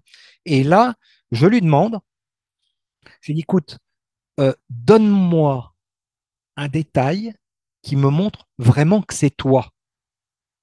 Et là, ça commence à faire, alors j'explique, de l'écriture, non pas inspirée, mais de l'écriture automatique. Je sens comme une main se poser sur la mienne, et comme si ça, et ça commence à me dire, oui, c'est bien moi, René Le Gall, et voilà, je vais t'expliquer. En 1938, lorsque j'étais en Polynésie, parce qu'il était médecin-colonel de l'armée française, il était représentant de l'État français à Madagascar, effectivement, à Tahiti, et il dit, voilà, j'avais effectivement sur l'île de Tahiti, j'avais un médecin qui n'était pas très sympathique avec moi. Je défendais effectivement les Tahitiens qu'on traitait d'alcooliques, mais ce médecin, il faudrait que je retrouve le nom, qui n'était pas sympathique, me posait des misères. Signé le nom du médecin que je pourrais retrouver, que j'ai dans le livre. Et ça te montre que c'est bien moi. Tu en parleras à Albert, c'est-à-dire à mon père, et il dira que c'était et à son fils. Donc, rebelote et Natacha, tout l'après-midi, ça recommence. Le même phénomène se reproduit 4 fois dans l'après-midi. Quelques jours plus tard, j'habitais dans le 15e, mes parents étant dans le 7e, j'allais manger régulièrement chez eux. Un jour, je vais voir mes parents, je dis, papa, le grand-père René, là, il était en Polynésie. Bon, il travaillait avec des médecins, etc. Mais apparemment, il n'y avait pas un médecin. Il y avait un problème qui avait fait des articles du reste sur les Polynésiens, les traitant d'alcooliques. Et papy, mon grand-père, les avait défendus. Il n'était pas. Bon, il se prenait la tête avec ce médecin. Et je vois mon père, le visage se décomposer. J'ai dit, mais pourquoi? Mais il me dit, mais comment tu sais ça? Comment tu connais cette anecdote-là? Et oui, effectivement, ton grand-père avait ces problèmes lorsqu'il était en Polynésie avec ce médecin, effectivement, qui faisait de la diffamation. Et ton grand-père a défendu ce qu'on appelait les indigènes à l'époque, corps et âme, ces Polynésiens à l'époque. Et ce médecin avait réellement existé et était en conflit avec mon grand-père. Donc, tu as pu retrouver des J'ai éléments. trouvé quelque chose qui m'accréditait que ce que je voyais et ce qui se présentait était bien mon grand-père. C'est ça. et surtout, que cet élément pouvait être corroboré par une autre personne parce qu'autrement tu aurais pu te dire: «Bah, c'est moi-même qui, suis allé chercher dans ma mémoire» et cetera. Oui, c'est assez impressionnant. Comment tu te sentais, durant ces séances et après la séance? Bien, il y a au départ, je t'avoue, j'avais peur parce que, comme on dit, il y a des moments où j'ai des blancs Mmh. et j'ai compris bien après, avec entre autres, mais des années bien plus tard, dans des lectures, mais avec quelqu'un que j'apprécie beaucoup, Florence Pousset, qui travaille effectivement sur l'ADN et sur des expériences qu'on a fait, qui, comme par hasard, je fais une petite parenthèse et un petit coucou, lorsqu'on a fait des expériences, elle me disait, dans tes états modifiés de conscience que nous avons vécu ensemble aussi avec ces expériences, il y a l'activation de ta glande pinéale au milieu de ton cerveau, glande pinéale appelée classiquement l'épiphyse. Donc, je pense qu'il y avait, maintenant on peut l'expliquer, une partie sur le plan médical, une sécrétion intense de, non pas de sérotonine, mais de mélatonine, qui est l'hormone précurseur, entre autres, du sommeil. C'est Florence Pousset est donc, c'est docteur Florence Pousset. Docteur en neurosciences, oui. Elle est, c'est ça. Sa spécialité, c'est la neuroscience et tu as, pas mal d'expérience justement. Elle a testé beaucoup de choses avec toi, donc c'est important de le dire, Jean-Marie, on en discute souvent tous les 2. Il y a cette part scientifique et recherche parce que tu ne veux pas valider n'importe quoi, tu veux pas rentrer dans des illusions et imaginer que tu aurais, ceci ou cela, alors que ce serait tout autre chose. Et avec ces médecins du ciel, figure-toi que la raison pour laquelle je t'ai proposé, j'ai proposé à Antoine qu'on t'invite, c'était parce qu'à la dernière émission, Antoine présentait les pierres d'Ica. Les pierres d'Ica, ce sont des pierres qu'on a retrouvées dans une, voilà, tu avais une rivière, ce sont des pierres où il y a, des dessins gravés et on ne sait pas d'où ça vient et Antoine nous présentait la dernière fois des pierres, qui tu vas nous rappeler la date, Antoine, mais juste ce sont des pierres où on parlait de transplantation cardiaque et cetera, à des dates où ça n'existait pas. Tu te souviens, Antoine? Oui, tout à fait. Pour, ceux qui n'étaient pas là à la dernière émission, il y a une grosse polémique autour des pierres d'Ica. Comme quoi elles auraient été fabriquées, à une époque moderne, c'est-à-dire, courant du XXe siècle. Tout ça parce que le gouvernement péruvien mettait la pression sur ceux qui avaient découvert les pierres, soit dans les lits de rivière, lorsqu'elles étaient en crue, soit peut-être même dans des tombes, hein, des fameux huaqueros. Leur mettait la pression dessus, de grosses peines de prison, si s'il s'était avéré qu'ils étaient des pilleurs de tombes. Donc du coup, ils se sont tous, dédiés en disant: «Non, non, non, c'est nous qui les avons fabriqués». Et d'ailleurs un des principaux, acteurs de ces pierres, quoi, de ces trouvailles de pierre d'Ica, c'était, le fameux, Ushuaïa, et qui avait dit en 76, «C'est moi qui les ai fabriqués». Et puis, au final, quelques années plus tard, il est revenu en disant: «Non, non, en réalité j'ai menti, on les a bien trouvés». Donc il y avait cette, voilà, cette espèce d'interrogation sur l'authenticité de ces pierres, et entre autres, c'était, Robert Charroux qui mettait dans son livre, il y a toute une série de pierres qui avaient été découvertes avant, 1966, parce que le docteur, Javier, Cabrera les avait achetées à Ushuaïa en 66, qui, finalement ont représenté toute une série de gestes opératoires, préopératoires, opératoires et post-opératoires d'une transplantation du cœur. Sauf que la première transplantation du cœur officielle, de l'humanité, c'était 1967, donc 1 an après que le docteur Cabrera ait acheté ces pierres. Donc déjà, ça collait pas au niveau de la chronologie, et puis en plus, il fallait quand même une sacrée, connaissance de la part de ces paysans, péruviens, pour pouvoir, mettre avec autant de précision ces gestes opératoires. Voilà, Oui j'ai bien et résumé, mmh, Natacha? bien résumé. Je vous invite à regarder de nouveau l'émission qu'on a tournée ensemble, donc samedi dernier, la numéro 33. chiffre très important et symbolique et moi, j'avais formé comme hypothèse que peut-être, c'était, donc des informations médiumniques, tout comme c'est pour ça que j'ai parlé de toi en disant: «Bah, oui, toi, tu as vécu des choses où tu as des êtres invisibles qui venaient enfin, des êtres visibles pour toi, mais invisibles pour les autres, qui venaient dans tes séances. Tu faisais des véritables chirurgies, mais dans l'invisible. Mais je voulais qu'on parle avec toi de ce fameux Arrigo. Alors, il y a deux personnages extraordinaires, c'est-à-dire effectivement quand je vivais ce genre de phénomène, à travers, entre autres, comme tu l'avais dit, Antoine, des cousins et d'autres personnes, voilà, j'ai fait connaissance d'abord, avant Arrigo, d'un premier personnage dont je vais présenter l'ouvrage Bien sûr. George Chapman. Alors, c'est un livre, vous les retrouvez, hein, ce sont des collectors. Ils sont assez rares parce qu'ils datent des années 70-75. George Chapman, chirurgien de l'au-delà, aux éditions Fayard. Et George Chapman, on verra derrière, on voit George Chapman et de l'autre côté un personnage aussi qui s'appelle le docteur William Lang.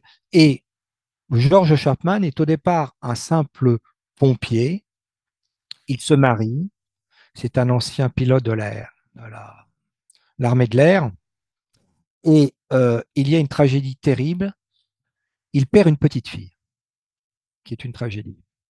Et il cherche des explications dans les différentes religions. Il n'a aucune réponse.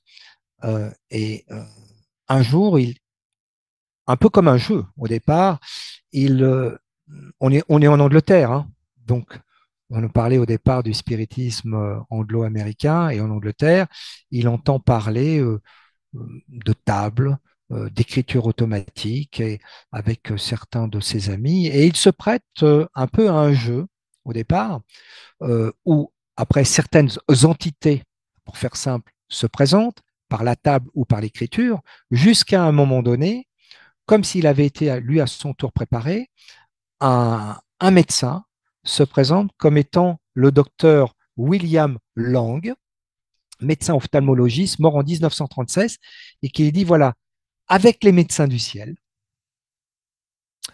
on t'a préparé, et maintenant tu vas continuer, tu vas continuer, oui, ta mission sur Terre avec toi, puisque nous avons déjà travaillé ensemble dans d'autres vies.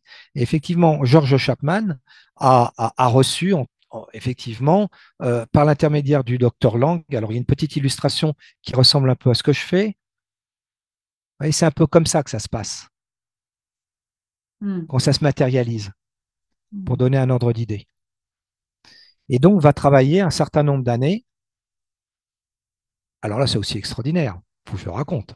Avec le docteur, avec George Chapman, avec le docteur Lang, Chapman et le docteur Lang, et je découvre ce bouquin comment? On va parler des deux, hein, je te rassure, Natacha, d'Arrigo. Et donc, par des gens que je côtoie, cousins et autres, on me dit, Jean-Marie, il faut absolument que tu découvres cet auteur, George Chapman, chirurgien de l'au-delà, aux éditions Fayard. Je prospecte dans certaines librairies.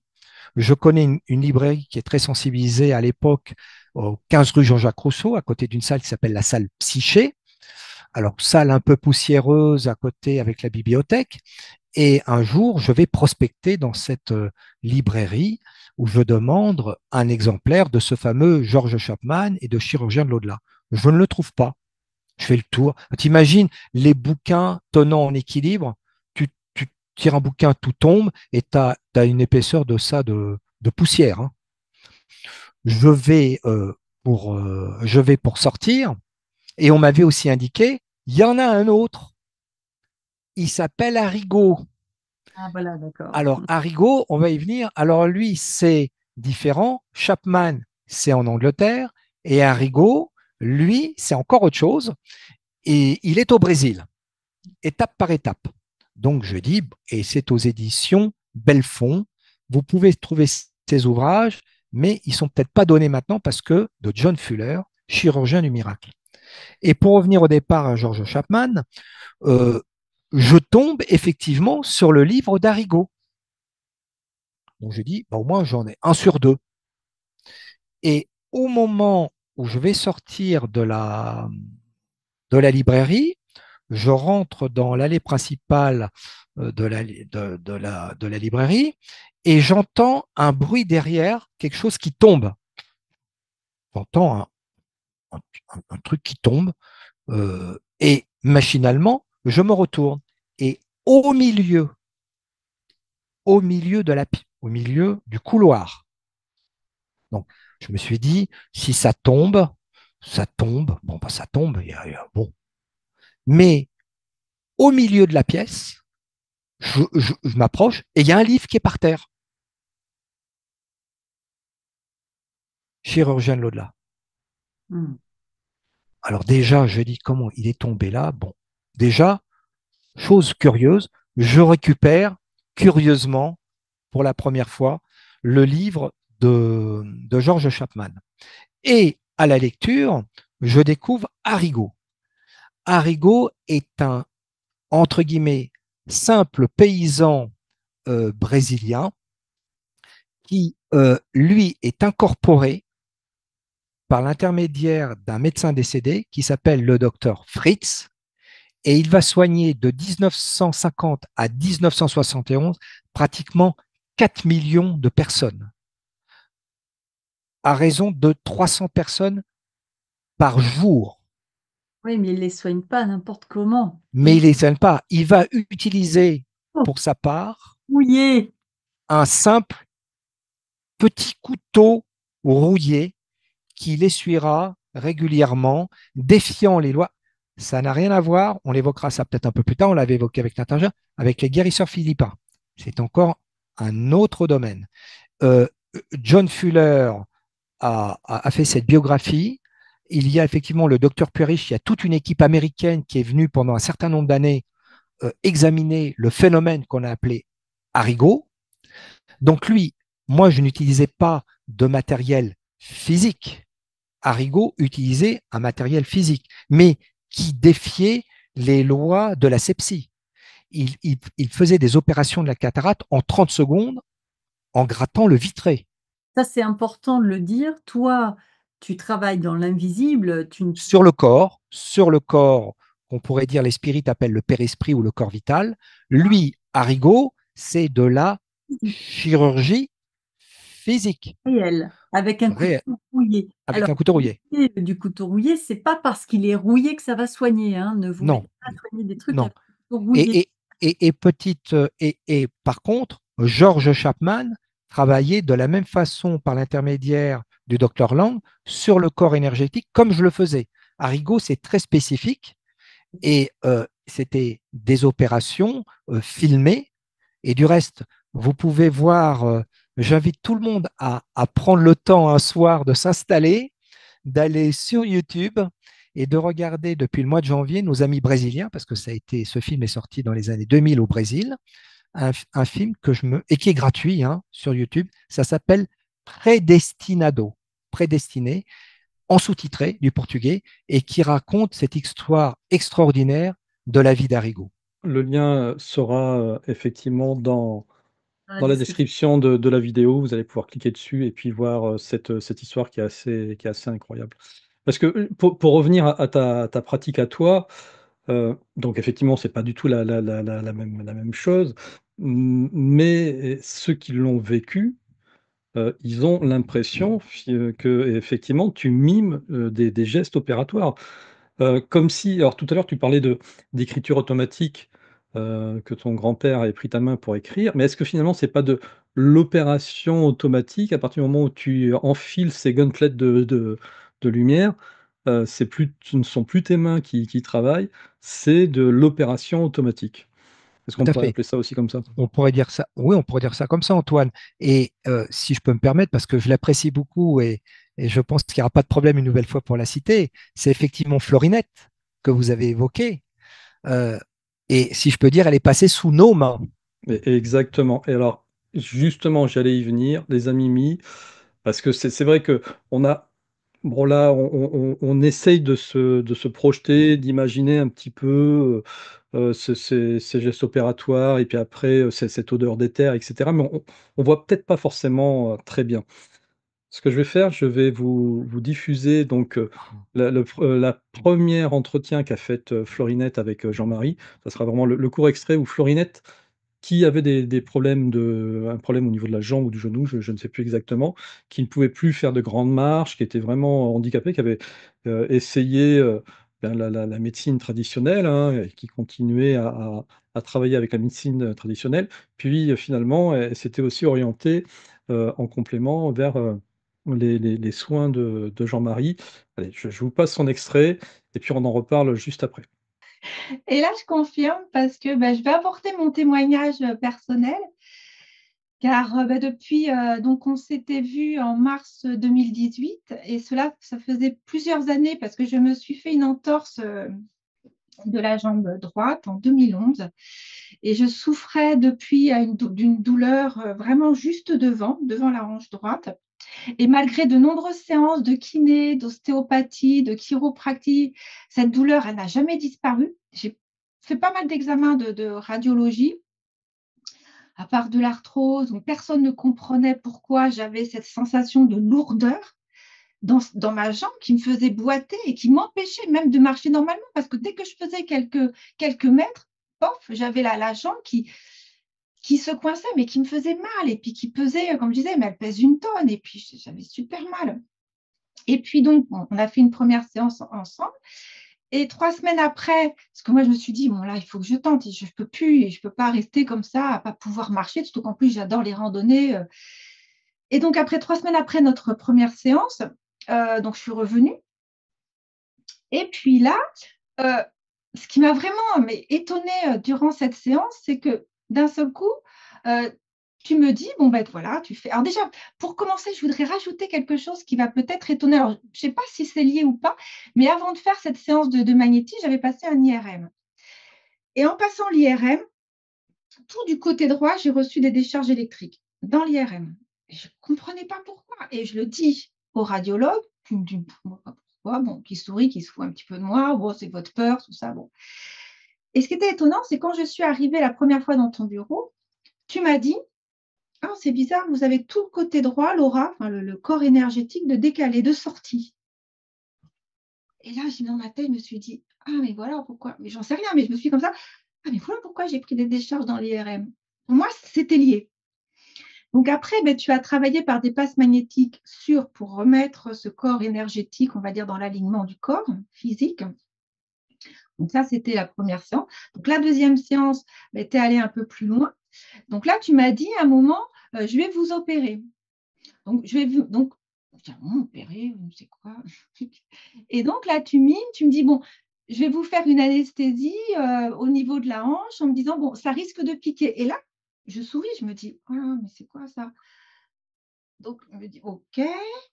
Donc là, je vois que tu mimes une seringue. Donc là, je ne ressens pas de piqûre. Mais d'un seul coup, très vite, j'ai eu comme une sorte, j'étais vraiment stupéfaite, c'est que j'ai senti une sorte de fluide qui est parti de là où tu as fait la piqûre, qui s'est propagé donc jusque dans, alors qui montait, qui s'est propagé jusque dans ma gorge, dans mon nez, avec un drôle de goût dans la bouche. J'ai fait le lien avec une anesthésie, hein. Et là, j'ai pu bouger, j'ai pu parler, j'ai fermé les yeux, je me suis dit, mais qu'est-ce qui se passe? Et ensuite, tu as fait donc, puis je te voyais après à la fin, parce que j'ai rouvert les yeux, je dis, mais c'est quoi? Puis mon mari qui était assis à côté, lui avait son les yeux écarquillés, parce qu'il te voyait recoudre, puisqu'après il m'a expliqué un petit peu ce que tu avais fait. OK, je me lève de la table, bon, j'avais quand même pas mal de vertige, et puis à un moment, pareil, tu fais des passes sans me toucher, derrière, au niveau de la colonne, au niveau de la nuque, et là, dès que tu arrives à la tête, je fais ça comme ça, et je fais, ah, mais ça fait bizarre. J'avais vraiment l'impression que tu me touchais, et mon mari il me disait, mais non, ne te touche pas. Et ça c'est vraiment ça me restera, je crois, tout le temps. Ces images sont encore dans ma tête, et c'est pas fini. C'est qu'après, on repart. Donc là, on était te voir à Anglet, mais on est sur le bassin d'Arcachon. On reprend la voiture, et sur la route, d'un seul coup, on se regarde, mon mari et moi, médusés, une odeur d'éther envahit l'habitacle, au point qu'on est obligé d'ouvrir les fenêtres. Et ça dure quelques secondes. Et on aurait pu croire que ça venait de dehors, mais pas du tout. Parce que quand on a ouvert les fenêtres, bah, c'était de l'air frais, de l'air pur qui rentrait. Et on s'est dit, mais c'est quoi? Mais qu'est-ce qui vient de se passer? Donc on rentre à la maison et tout ça, mais moi, ça nous est resté. On en a beaucoup parlé le soir. Et moi, je suis restée, mais pendant 2, 3 jours, dans un état nauséeux, mais une grande fatigue, comme un contre-coup post-opératoire. Et même, et ça, je ne l'ai pas dit dans le témoignage, c'est que 2 jours après, j'étais vraiment pas bien. J'avais des vertiges. Donc, avec cet état nauséeux, je me suis allongée sur le canapé et j'ai fait appel, puisque comme je sais qu'il y avait ton grand-père, puisque j'avais déjà lu ton premier ouvrage ici, et puis j'avais vu ton site, et je me suis allongée sur le canapé et j'ai fait appel à ton grand-père. Et là, j'ai dit, ah, s'il vous plaît, aidez-moi, tous ceux qui sont venus, aidez-moi. Et là, je ne me souviens plus de rien. Du noir est arrivé et je ne me souviens plus du tout de rien. J'ai dormi toute l'après-midi.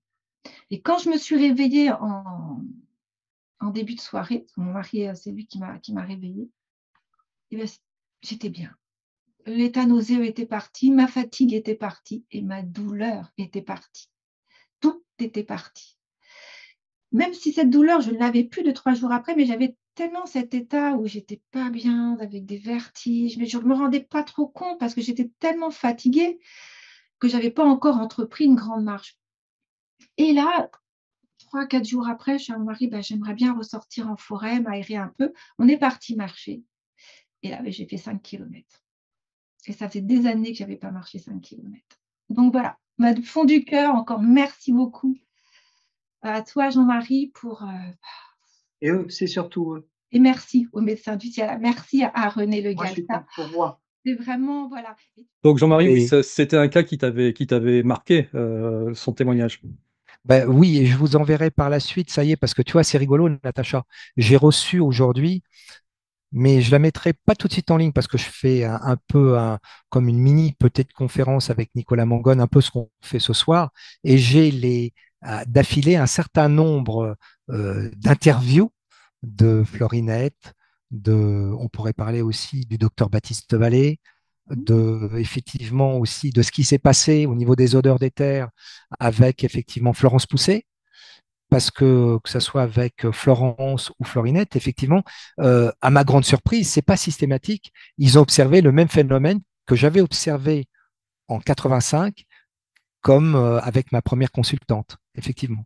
Oui. Mais Et puis ce qui était drôle avec cette odeur d'éther, c'est que c'était pas de suite dans le cas de Florinette. Ça s'était produit quand après elle avait repris la voiture, dans la voiture avec Thierry. Soudain, il y a comme si voilà, il y avait quelque chose qui s'était libéré. Ça leur a pris au nez, cette odeur d'éther qui a envahi la voiture. oui. Ouais, c'était vraiment très drôle, quoi. Ils avaient même ouvert, elle m'avait dit, d'être le plus objectif, ils ont dit, ah, il y a peut-être une odeur à l'extérieur. Et dans leur voiture, ils avaient ouvert les fenêtres et dehors, ça sentait normal, hein. C'est ça. Ouais, c'est impressionnant. Alors, on laissera les Amimi aller regarder le film d'Arigo. Tu m'as précisé quand même qu'il fallait prévoir les mouchoirs. Moi, j'ai toujours pas voulu Ouais. regarder parce que pour l'instant, je veux pas trop pleurer. C'est très bouleversant parce que je crois que, euh, enfin pour moi, après, c'est peut-être pas objectif ce que je veux dire, mais puisque ça me touche personnellement, euh, je crois que de voir, et je tiens à dire aussi que sans tomber dans le dolorisme, la vie d'un, et on l'a déjà dit ensemble, Natacha, la vie d'un, sans prétention, la vie d'un vrai médium, c'est plutôt une vie de galère. Ouais, c'est tout à fait exact. Il y a des gens qui courent après des stages, je ne dirais pas de nom, qui courent après plein de choses. Mais quand ça te frappe, comme tu l'as dit Antoine, que tu as 6-7 ans, alors maintenant, il y a, grâce à Natacha, grâce à Infinité, grâce à toi Antoine et d'autres émissions, ça devient, c'est plus démocratisé. Mais à l'époque, ça ne l'était pas. Non, Et tu te sens seul, tu comprends pas. Alors, je fais juste la parenthèse, médecin, psychiatre, neurologue, antidépresseur, j'ai eu le droit à tout, hein. ouais, c'est normal. À l'époque, imagine, tu as des trucs qui se tordent, tu as ta table se lève, tout petit là, on parlait. En plus, tu vois des choses, tu entends des choses. C'est très particulier, il faut intégrer ça dans sa vie, ce n'est pas du tout évident. Quand on vit autant de différences, c'est très, très, très compliqué. Ton entourage, excuse-moi, Natacha, ton entourage, proche d'ailleurs, le vivait comment? Je peux citer Nathalie ou pas?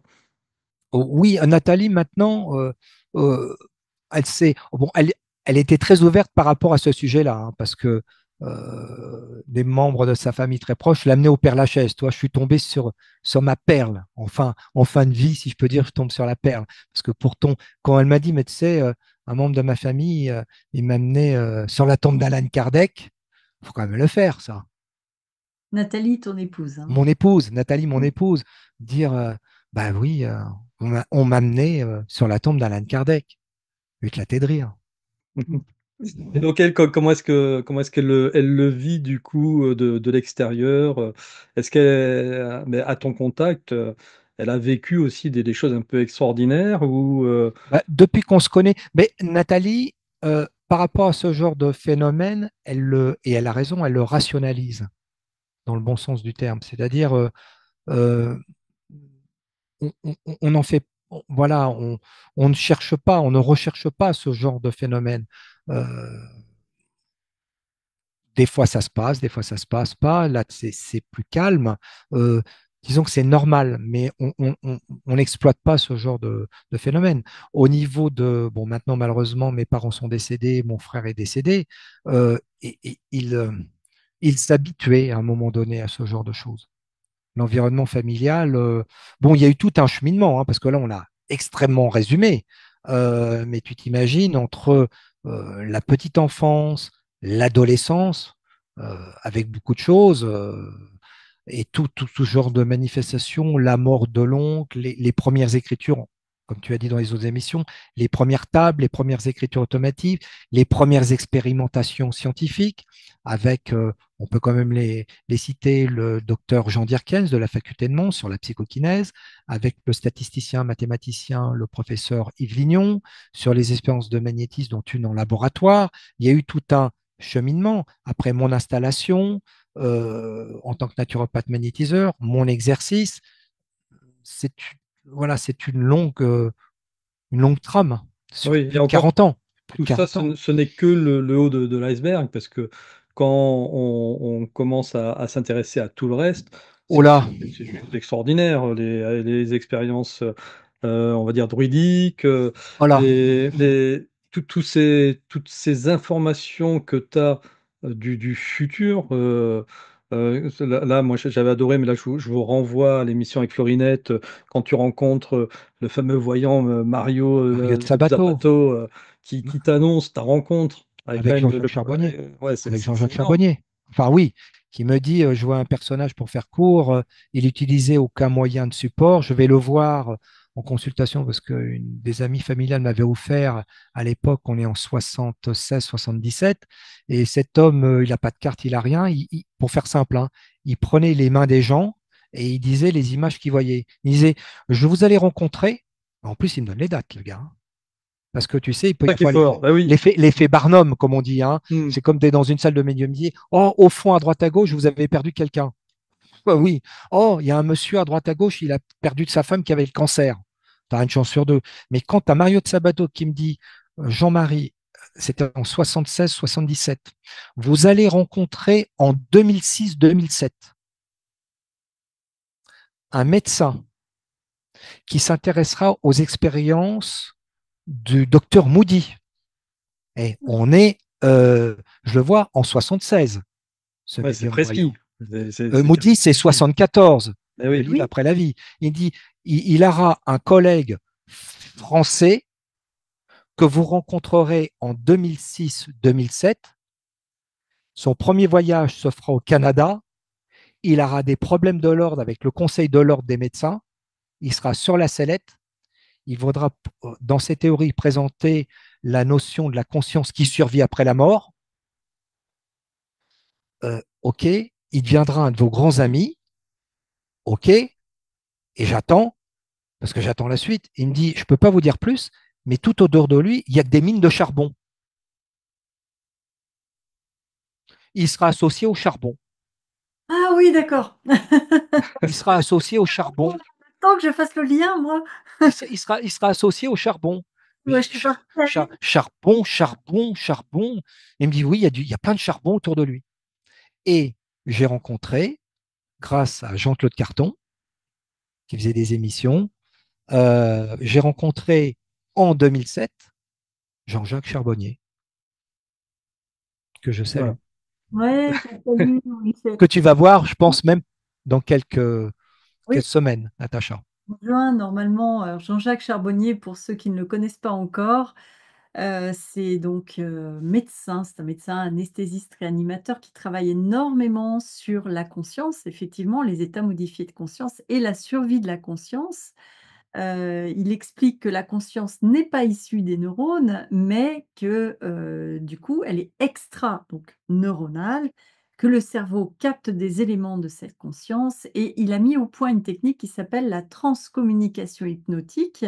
Donc c'est de l'hypnose en gros avec la musique d'Étienne Dupont et il, fait, alors peut-être pas le tour de France, mais il se déplace en fait avec leur matériel pour permettre aux gens qui sont dans les villes où il va et puis ceux qui viennent, de vivre une expérience vraiment hors du commun. J'en ai fait plusieurs. Il s'est à chaque fois passé des choses extraordinaires et je vous en cite une parce que là, pour moi, c'était hors norme. Donc je vois dans ma TCH, j'ai l'impression de voir, c'est-à-dire d'avoir les yeux ouverts. Je vois un homme devant moi avec, plus donc assez grand, avec un blouson en cuir, qui lève la main et qui signale quelque chose. Voilà. Je vois ça dans ma TCH. Je vois plein, plein d'autres choses et ces choses sont arrivées dans ma vie, hein. Il y a plein de symboles, plein de choses comme ça. Donc dans la TCH, j'ai vraiment vu des trucs et puis il y a des gens qui voient rien, mais il se passe des trucs quand même et là, le jour suivant, donc moi j'étais en reportage, donc sur la TCH, je faisais un petit, les petites émissions que vous trouverez sur ma chaîne qui s'appellent, «Les coulisses de la TCH». Donc j'étais en train de discuter avec Jean-Jacques, je le filmais et puis passe un homme et je me dis: «Ah flûte, je vais devoir lui demander s'il est OK pour que, qu'il passe dans la vidéo. Sinon je refais ma prise». Donc je vais voir ce monsieur-là. On discute avec ce monsieur, puis je commence à l'observer et puis il me dit: «Ah ouais, mais là j'étais bloquée dans la TCH». C'est le lendemain, hein, de ce que j'ai vu, hein. J'étais bloquée dans ma TCH et j'ai fait: «Coucou». Il était bloqué, il a fait, juste un signe et là je le regarde, il est grand, il a une veste en cuir et ça fait tilt et je me dis: «Vous étiez où?»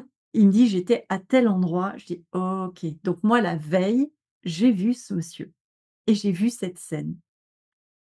C'était pour moi une confirmation que tout ce que j'avais vu pour ma vie aussi, pouvait être réel et donc oui, comme tu disais, il passe, donc il passe en général à Vannes et moi je vais le voir en général donc en juin avec Corinne, sa femme et Étienne et Karine, enfin voilà. Donc on a des bons moments. C'est Ju assez ju Juste d'ailleurs, pendant cette, cette année 2006 là où on te présente, le professeur Charbonnier, c'était dans le cadre d'une émission de radio avec, Jean-Claude Carton et il y a aussi un autre personnage, que tu as rencontré ce jour-là. Je ne sais pas si après tu as gardé les contacts avec lui, je voulais profiter de cette émission pour te poser la question. C'est le père François Brune. Ah oui, ah Le oui, le le le fameux François Brune pour les amis qui nous suivent, hein, qui a écrit d'ailleurs le livre sur, le temporisoscope. oui. Ben, j'avais rencontré, pour faire court, dans mon périple à travers certaines émissions télé et radio, et un jour, quelques temps avant, bien des années avant, dans ce périple d'émissions, euh, c'est rigolo, la rencontre avec le père Brune, euh, qui n'a pas eu lieu au hasard. Elle a eu lieu où? Au Père Lachaise. mmh. Ou sur la tombe d'Alan Kardec. C'était pour un journal, allez, je le cite, qui s'appelait Voici, et le journal Voici, intermédiaire avec à l'époque France 3 de l'époque, c'était à la période de la Toussaint. Donc il y avait France 3, Voici, numéro spécial, la Toussaint, sur le paranormal. Et dedans, médiumnité, spiritisme, bien ou mal compris. Ils avaient entendu parler de ce que j'étais, de ce que je faisais. Ils me contactent et ils me disent, donc vous êtes un médium spirit? Je dis oui. Vous voudriez dialoguer avec un prêtre catholique? Ah, j'ai dit, mais moi, j'ai pas de problème, mais c'est plutôt de l'autre côté qu'il risque d'y avoir des problèmes. Et il me dit, oui, mais on en a un, il est un peu particulier. Il s'appelle le père François Brune, qui avait écrit effectivement après Les morts nous parlent. Vous inquiétez pas. Et donc, effectivement, pour faire court, je me suis retrouvé à la période de la Toussaint avec l'équipe de France 3 sur la tombe d'Alan Kardec. Et en venant voir un petit bonhomme sympa qui s'est présenté, je suis le père Brune, et on a échangé, dialogué, le jus est bien passé. Le journaliste qui essayait de nous titiller, hein, tu sais, c'est normal, ils font leur boulot, disant mais vous êtes avec un médium spirit, l'Église catholique, et disant mais lui ça ne pose aucun problème, nous on a les saints, les défunts, etc. Et de cette période qui a duré plus de 30 ou 40 ans est née une amitié jusqu'à son dernier souffle. Ouais, ouais. Ouais. Et, Alors d'ailleurs, je me suis juste trompé, j'ai dit temporisoscope, ça c'est un autre. Lui, Père Brune, il a écrit le chronoviseur, la machine à Chronoviseur. voir dans le passé. T'as eu l'occasion d'ailleurs d'en parler du chronoviseur avec lui? Oui, bah lui, alors pour lui, c'était une réalité. Mais qui, effectivement, l'appareil a été démantelé parce que, alors là, je reste prudent, je ne peux pas parler pour le père Brune, mais il me disait effectivement, les photos qui auraient été obtenues ou l'histoire obtenue ne cadraient pas trop avec le dogme catholique. Donc, ça aurait posé des problèmes. et faut aussi dire que dans certains pays, parce qu'en France, évidemment, tout ça, c'est un peu Ah, sulfureux, mais dans certains pays, c'est très, très connu. Tu me parlais notamment, tu me disais, tu m'as mis en contact avec Baptiste Vallet, qui est aussi un médecin, c'est un anesthésiste réanimateur. Lui, il est allé se balader et tu me parlais de ce pays particulier où justement, il se passe des ouais. choses au niveau de la Eh médium. bien, ce beau pays, effectivement, je crois que tu as, on va pas trop le dévoiler, hein, on va mettre chaque chose, on va faire saliver un peu les gens, Natacha. Des belles projets qui se présentent. Effectivement, je dirais que le spiritisme cartésiste s'est exporté au Brésil. Oui. Et là-bas est presque devenu, entre guillemets, parce qu'il y a différentes sensibilités, je dirais presque une religion d'État, parce qu'il y a comme sympathisants, je crois que c'était en 2002, près de 20 millions de personnes. C'est incroyable. C'est absolument énorme. Et en sachant qu'il y a là-bas des institutions médicales, même on en parlait, d'avocats, de juristes. Il faut savoir que le 17 avril est un jour férié au Brésil. Attends, attends. Il y a des institutions médicales et d'avocats spirites, Spirit, oui. pas des institutions d'avocats comme on en Oui, a. ouais, voilà, non spirit. Il y a même euh, il y a des hôpitaux. Du reste, si vous allez faire un tour sur un site qui est très bien fourni, qui s'appelle Médecine et Spiritualité, je vous invite à aller découvrir. Vous avez 10 ans de congrès, puisqu'il venait en France avec des très, très, très hautes pointures du monde médical. Mais là-bas, vous avez, euh, pour vous dire, Alan Kardec est plus connu que Pelé, le footballeur. Il y a des tombes, il y a des timbres Alan Kardec, des places Alan Kardec. Euh, Là-bas, ça prend. Et là, dernièrement, mais je préfère pas dévoiler parce que je peux pas parler pour lui. Notre ami médecin anesthésiste a fait un petit séjour il y a maintenant pratiquement un mois, un petit séjour d'une semaine pour raison à la fois médicale et est allé voir, mais ça, je laisserai à Natacha en temps et heure en parler directement avec cet ami qui a eu la chance d'aller voir un centre médical avec double facette qui s'appelle No Solar terrestre, avec un aspect de soutien anticancéreux et aussi une aile avec les soins de nature spirituelle et même en ayant visité un autre centre spirit. Mais ça, je laisserai parler par lui-même de sa propre expérience très troublante qui m'a un tout petit peu dévoilé. À peine, j'en sais pas plus, tu vois, à peine. Non, là-bas, c'est vraiment très, très, très, très, très important, très, très, très développé. Hein. On est en train de préparer avec Jean-Marie un dossier dans la revue Infinité sur justement les médecins du ciel et tout ça. Donc je vais, moi, étudier toute la question. On discute souvent avec Jean-Marie, c'est pour ça que je connais toutes ces choses-là, parce que de moi-même, c'est vrai que c'est pas très, très connu. Enfin, moi, je le connais pas. Ici, en France, c'est pas très, très connu et en tant que journaliste, j'avoue que je plonge dans un domaine qui est fort intéressant, étonnant et décrié aussi. C'est pour ça qu'on Oui. tu es prudent, mais là, bon, tu dévoiles des choses, sur la chaîne avec Antoine et moi ce soir et j'en suis ravie. Et même, je crois que Natacha, tu auras peut-être aussi cette opportunité d'interviewer un des médecins de là-bas, qui est un grand chirurgien connu, qui s'intéresse à l'ectoplasmie.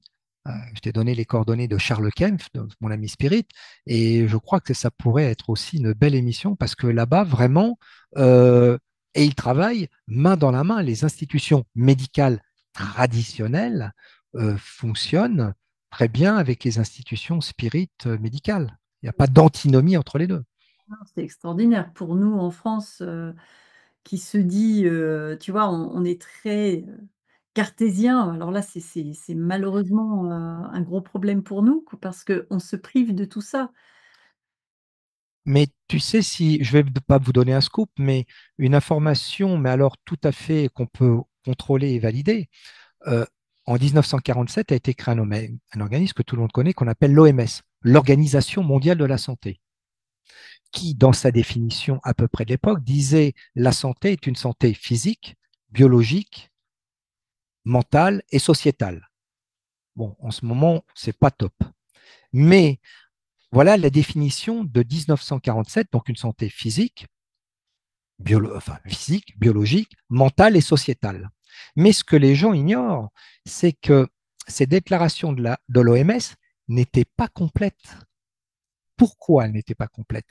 Parce qu'on était en pleine période, malheureusement, de ce qu'on allait appeler la période de la guerre froide avec l'Union soviétique. Et lorsqu'il y a eu la réunion de l'OMS en 1944, l'Union soviétique a refusé de mettre une quatrième dimension, celle de la dimension de la médecine spirituelle, du spirituel et de la médecine spirituelle.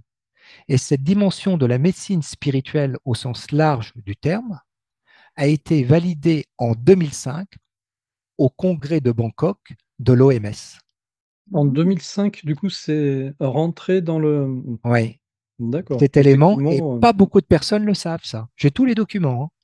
je savais pas. Donc, oui, oui. Et de nombreux médecins sont au courant de ça. Et c'est cette dimension, on parle maintenant de plus en plus, et je pense que Baptiste, ce docteur médecin anesthésiste, en parlera, de ce qu'on appelle l'approche de la médecine intégrative.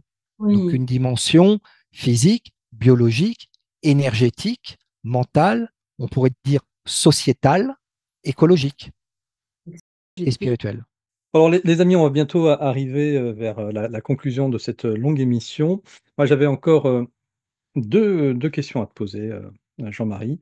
La première, c'est qu'est-ce que tu as retenu finalement de ces 30 ans de pratique avec ces médecins du ciel et voilà, qu'est-ce que ça t'a apporté à toi? Je dirais même 40, sans être prétentieux, 40. D'accord. Eh bien, qu'on sait rien. voilà, tout est dit. Pourquoi tu poses la question, Antoine? Je me souviens, Antoine, une fois, lors d'une séance, une journée, de temps en temps, je faisais un peu d'écriture automatique parce que voilà, je demandais un coup de main au grand-père pour une personne et autres. Et un jour, je lui demandais, mais même par rapport à ce que font nos amis brésiliens, ce qu'on fait en Occident, par rapport à bon, il y a le fameux film que je vous invite aussi à voir, Nos Solars, qui vraiment plante aussi le décor et où je m'y retrouve sensiblement au sens propre comme au sens figuré. Et je pose, par rapport à ce que tu disais, c'est ton questionnement, et j'aime bien la réponse. Il me dit, vos vos universités terrestres. Et du reste, c'est à peu de choses près ce qu'a dit, retrouver une phrase d'un médium extraordinaire, ça s'appelait, on il y aurait une émission à faire sur Chico Xavier, un médium brésilien. Mon grand-père me dit, vos scientifiques et vos universités sont dans l'univers au niveau du jardin d'enfants, ils ont encore une tétine dans la bouche. Point. Donc, on soulève le voile un tout petit peu. Je crois que ça donne beaucoup d'humilité dans ce domaine-là, de savoir qu'on ne sait pas grand-chose. Et pour ma part, j'ai essayé pendant 40 ans d'essayer de faire pour le mieux, accompagné de ces messins du ciel pour soulager. Et puis d'autre part, aussi de savoir, enfin ça c'est une conviction de cœur et personnelle, que euh, la vie que nous avons, c'est une vie parmi d'autres et qu'il y a un long chemin, comme dirait Alain Kardec, pour naître, mourir, renaître et progresser. Et il y a encore du boulot. Ce Et que garder le cœur ouvert. je trouve fondamental dans tout ça, Jean-Marie, parce que quand tu m'avais appelé, justement, je racontais cette petite histoire. Mais moi, je me suis rendu compte, parce que je me pose beaucoup de questions et je les interroge depuis toute petite. Moi, j'ai pas une famille, quand je te dis je les interroge, c'est parce que je sais qu'il y a une équipe qui est là depuis petite. J'ai pas une famille qui croit à ce genre de choses. Je suis pas élevée dans cette croyance. Je suis magnétiseuse et c'est très bizarre pour ma famille, mais j'ai des perceptions et c'est très bizarre pour ma famille. Mais quand tu m'avais parlé, il y avait aussi cette certitude que c'est vrai et c'est fondamental pour moi, parce que je ressens des trucs et là ça me montrait une réalité, ça passait par toi, ça passait pas par moi. J'avais ressenti l'odeur de rose, tu as, ressenti l'odeur de rose, tu m'as appelé et c'est une Mais synchronicité. c'est vice-versa, Natacha, ce que tu viens de dire, ça fonctionne dans les deux sens. Mais je crois que ce qui est important, c'est comment décrire à un aveugle un coucher de soleil. Souvent, je prends cette image-là. Comment décrire à un aveugle un coucher de soleil? Tant qu'on ne passe pas, Mmh, peu importe la religion, peu importe la philosophie, ou dans ce domaine-là, tant qu'on ne vit pas par soi-même l'expérience, ça ne peut, à travers des gens qui vont nous écouter ce soir, comme je vous dis, je ne demande pas qu'on adhère à tout ce que j'ai partagé, c'est un partage de cœur, mais tant qu'on ne vit pas par soi-même l'expérience, ça ne peut rester qu'une réflexion intellectuelle. Il y a quelque chose, toi, par tes moments de pause, Natacha, même là, de silence, s'il y a quelque chose qui passe, qui est de l'ordre de, ouais, et ça n'a pas de mots. Et on essaye après de mettre des mots sur avant tout une expérience. oui et on se sent soutenu. Oui, on touche l'essentiel, ce que je dirais Mmh. l'essence du ciel. Ouais, c'est ça. Allez, dernière question, Jean-Marie, peut-être la plus délicate, je sais pas, tu réponds si tu veux ou pas. Quand tu ne seras plus de ce monde, est-ce que tu penses que tu vas devenir un médecin du ciel? Mmh. Mmh. Ah, c'est génial. Bah, j'y aspire, ou soit de revenir pour continuer à bosser. Ouais. Mm, Tant mm, qu'il y aura de la souffrance, de toute façon, oui. il va y avoir du boulot, donc il faut il faut revenir. Oui, oui, peut-être. Bah, c'est-à-dire que, euh, sans prétention, parce que ça soit mon grand-père, que ça soit effectivement le docteur Fritz et autres, c'était des médiums qui étaient incorporés par des médecins décédés. Moi, j'ai une modeste connaissance. Je ne suis pas un médecin. Mais peut-être que je viendrai peut-être pour empiler, pour continuer. Peut-être. Très bien. Bon, bah, écoute, je pense que voilà, on a fait le tour de cette extrêmement belle et longue émission. Voilà, c'était vraiment un plaisir de pouvoir partager avec toi. Encore une fois, les amis, si vous voulez compléter cette émission, regardez l'entretien chez Natacha Co. que Natacha a faite avec Jean-Marie, et puis sur Miasme TV avec Florinette. Moi, ce que j'ai retenu quand même de l'émission, c'est que même quand Natacha ne parle pas, elle est très bavarde dans ses silences. C'est ce que tu as dit tout à l'heure. Bon, voilà, moi je.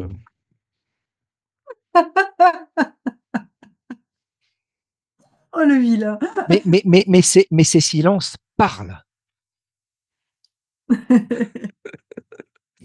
Bien d'accord. C'est tout à fait ça. Merci Jean-Marie pour tout Merci. voix que tu y investi. Et merci Antoine de m'avoir donné la parole pour ce beau partage avec Natacha. Et merci aux personnes de nous avoir écoutés. Bah, je pense que tout le monde est ravi, et puis tu pourras le lire dans les commentaires qui seront mis sous la vidéo, ou pendant le direct du samedi soir à 21h, les amis, si vous êtes présents. Voilà, on est très content de pouvoir communiquer avec vous à ces moments-là privilégiés. Eh bien, Jean-Marie, je te remercie. Je te souhaite une très bonne continuation dans tes activités, parce que tu es à la retraite, hein, on le rappelle, mais Oui. Oh, je suis dans l'écriture, elle le sait, Natacha, je suis un peu sur un projet livre, mais encore qui est embryonnaire encore. Enfin, il y a des petites choses, et puis sans le dévoiler, des belles choses qui prendront forme grâce à Natacha dans quelques semaines ou quelques mois. Moi, dans la revue Infinité, ouais. Natacha viendra nous en reparler. Oh, mais elle sera là la semaine prochaine.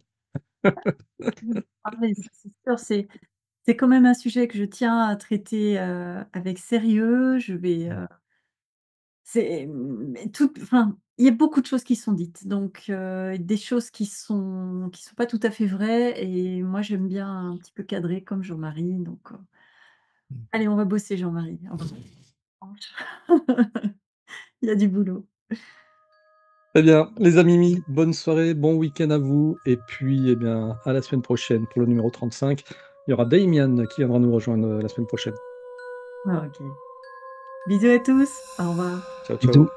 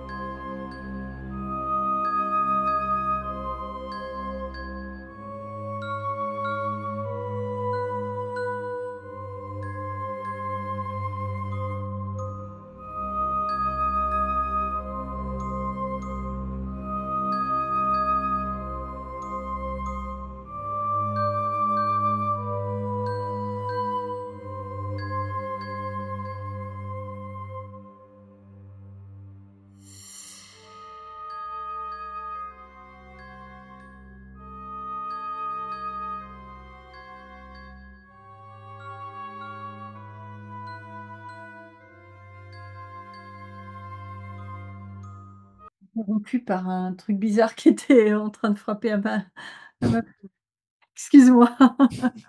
Et c'est quoi qui Ça a frappé? m'a C'est quoi qui a Mais il frappé nous la arrive, fenêtre? je sais pas si c'est vrai, nous avons quand même des anecdotes un peu bizarres aussi avec Natacha. oui. Ah, Ah oui, oui. Si, qu'est-ce qui vous est arrivé? Non, on peut en J'ai parler. j'ai un bêtisier alimenté. Qu'est-ce qui vous est arrivé?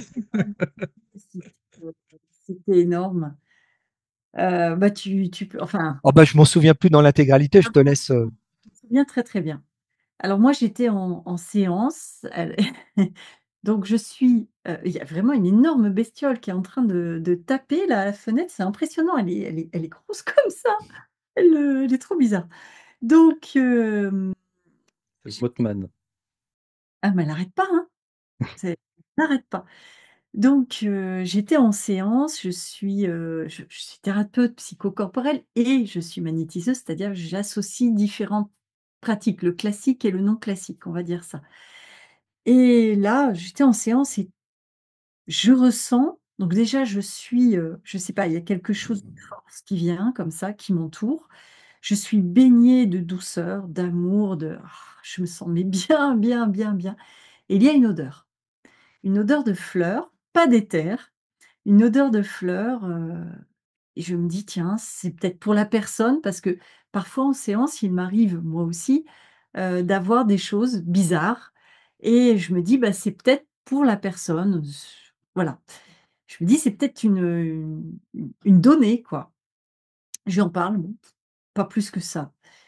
Et puis, le lendemain, nous sommes au téléphone avec Jean-Marie et là, il me dit: «Natacha, je suis allée, devant la statue de Marie».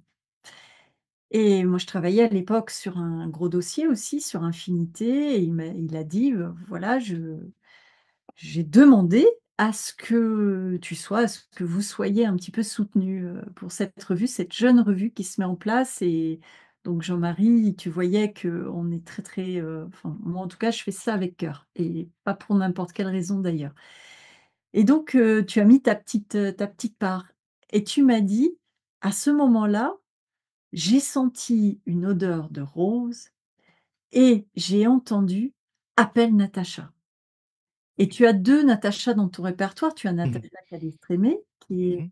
cette femme de Stéphane Alix, et Natacha Lecourtois, votre servante. Et donc tu m'as appelée parce que ah oui, et on t'a dit, «Non, non, Natacha Lecourtois et elle saura pourquoi». Et tu m'as appelée. Tu m'as raconté cette histoire. Je venais de vivre le truc la veille et j'ai dit: «Ah! Je sais pourquoi». Et moi, par contre, je ne comprenais pas. Ouais, et moi j'ai compris. Parce Petite anecdote. Voilà. ça m'a montré, pour vous dire le pourquoi, ça m'a vraiment montré que la ligne de cœur que je suis, la raison pour laquelle je fais ces articles est la bonne. Et cette raison, c'est pour aider le plus de gens possible à sortir de la souffrance. Donc voilà. C'est beau, Donc Natacha. Tout est dit. Tout est dit.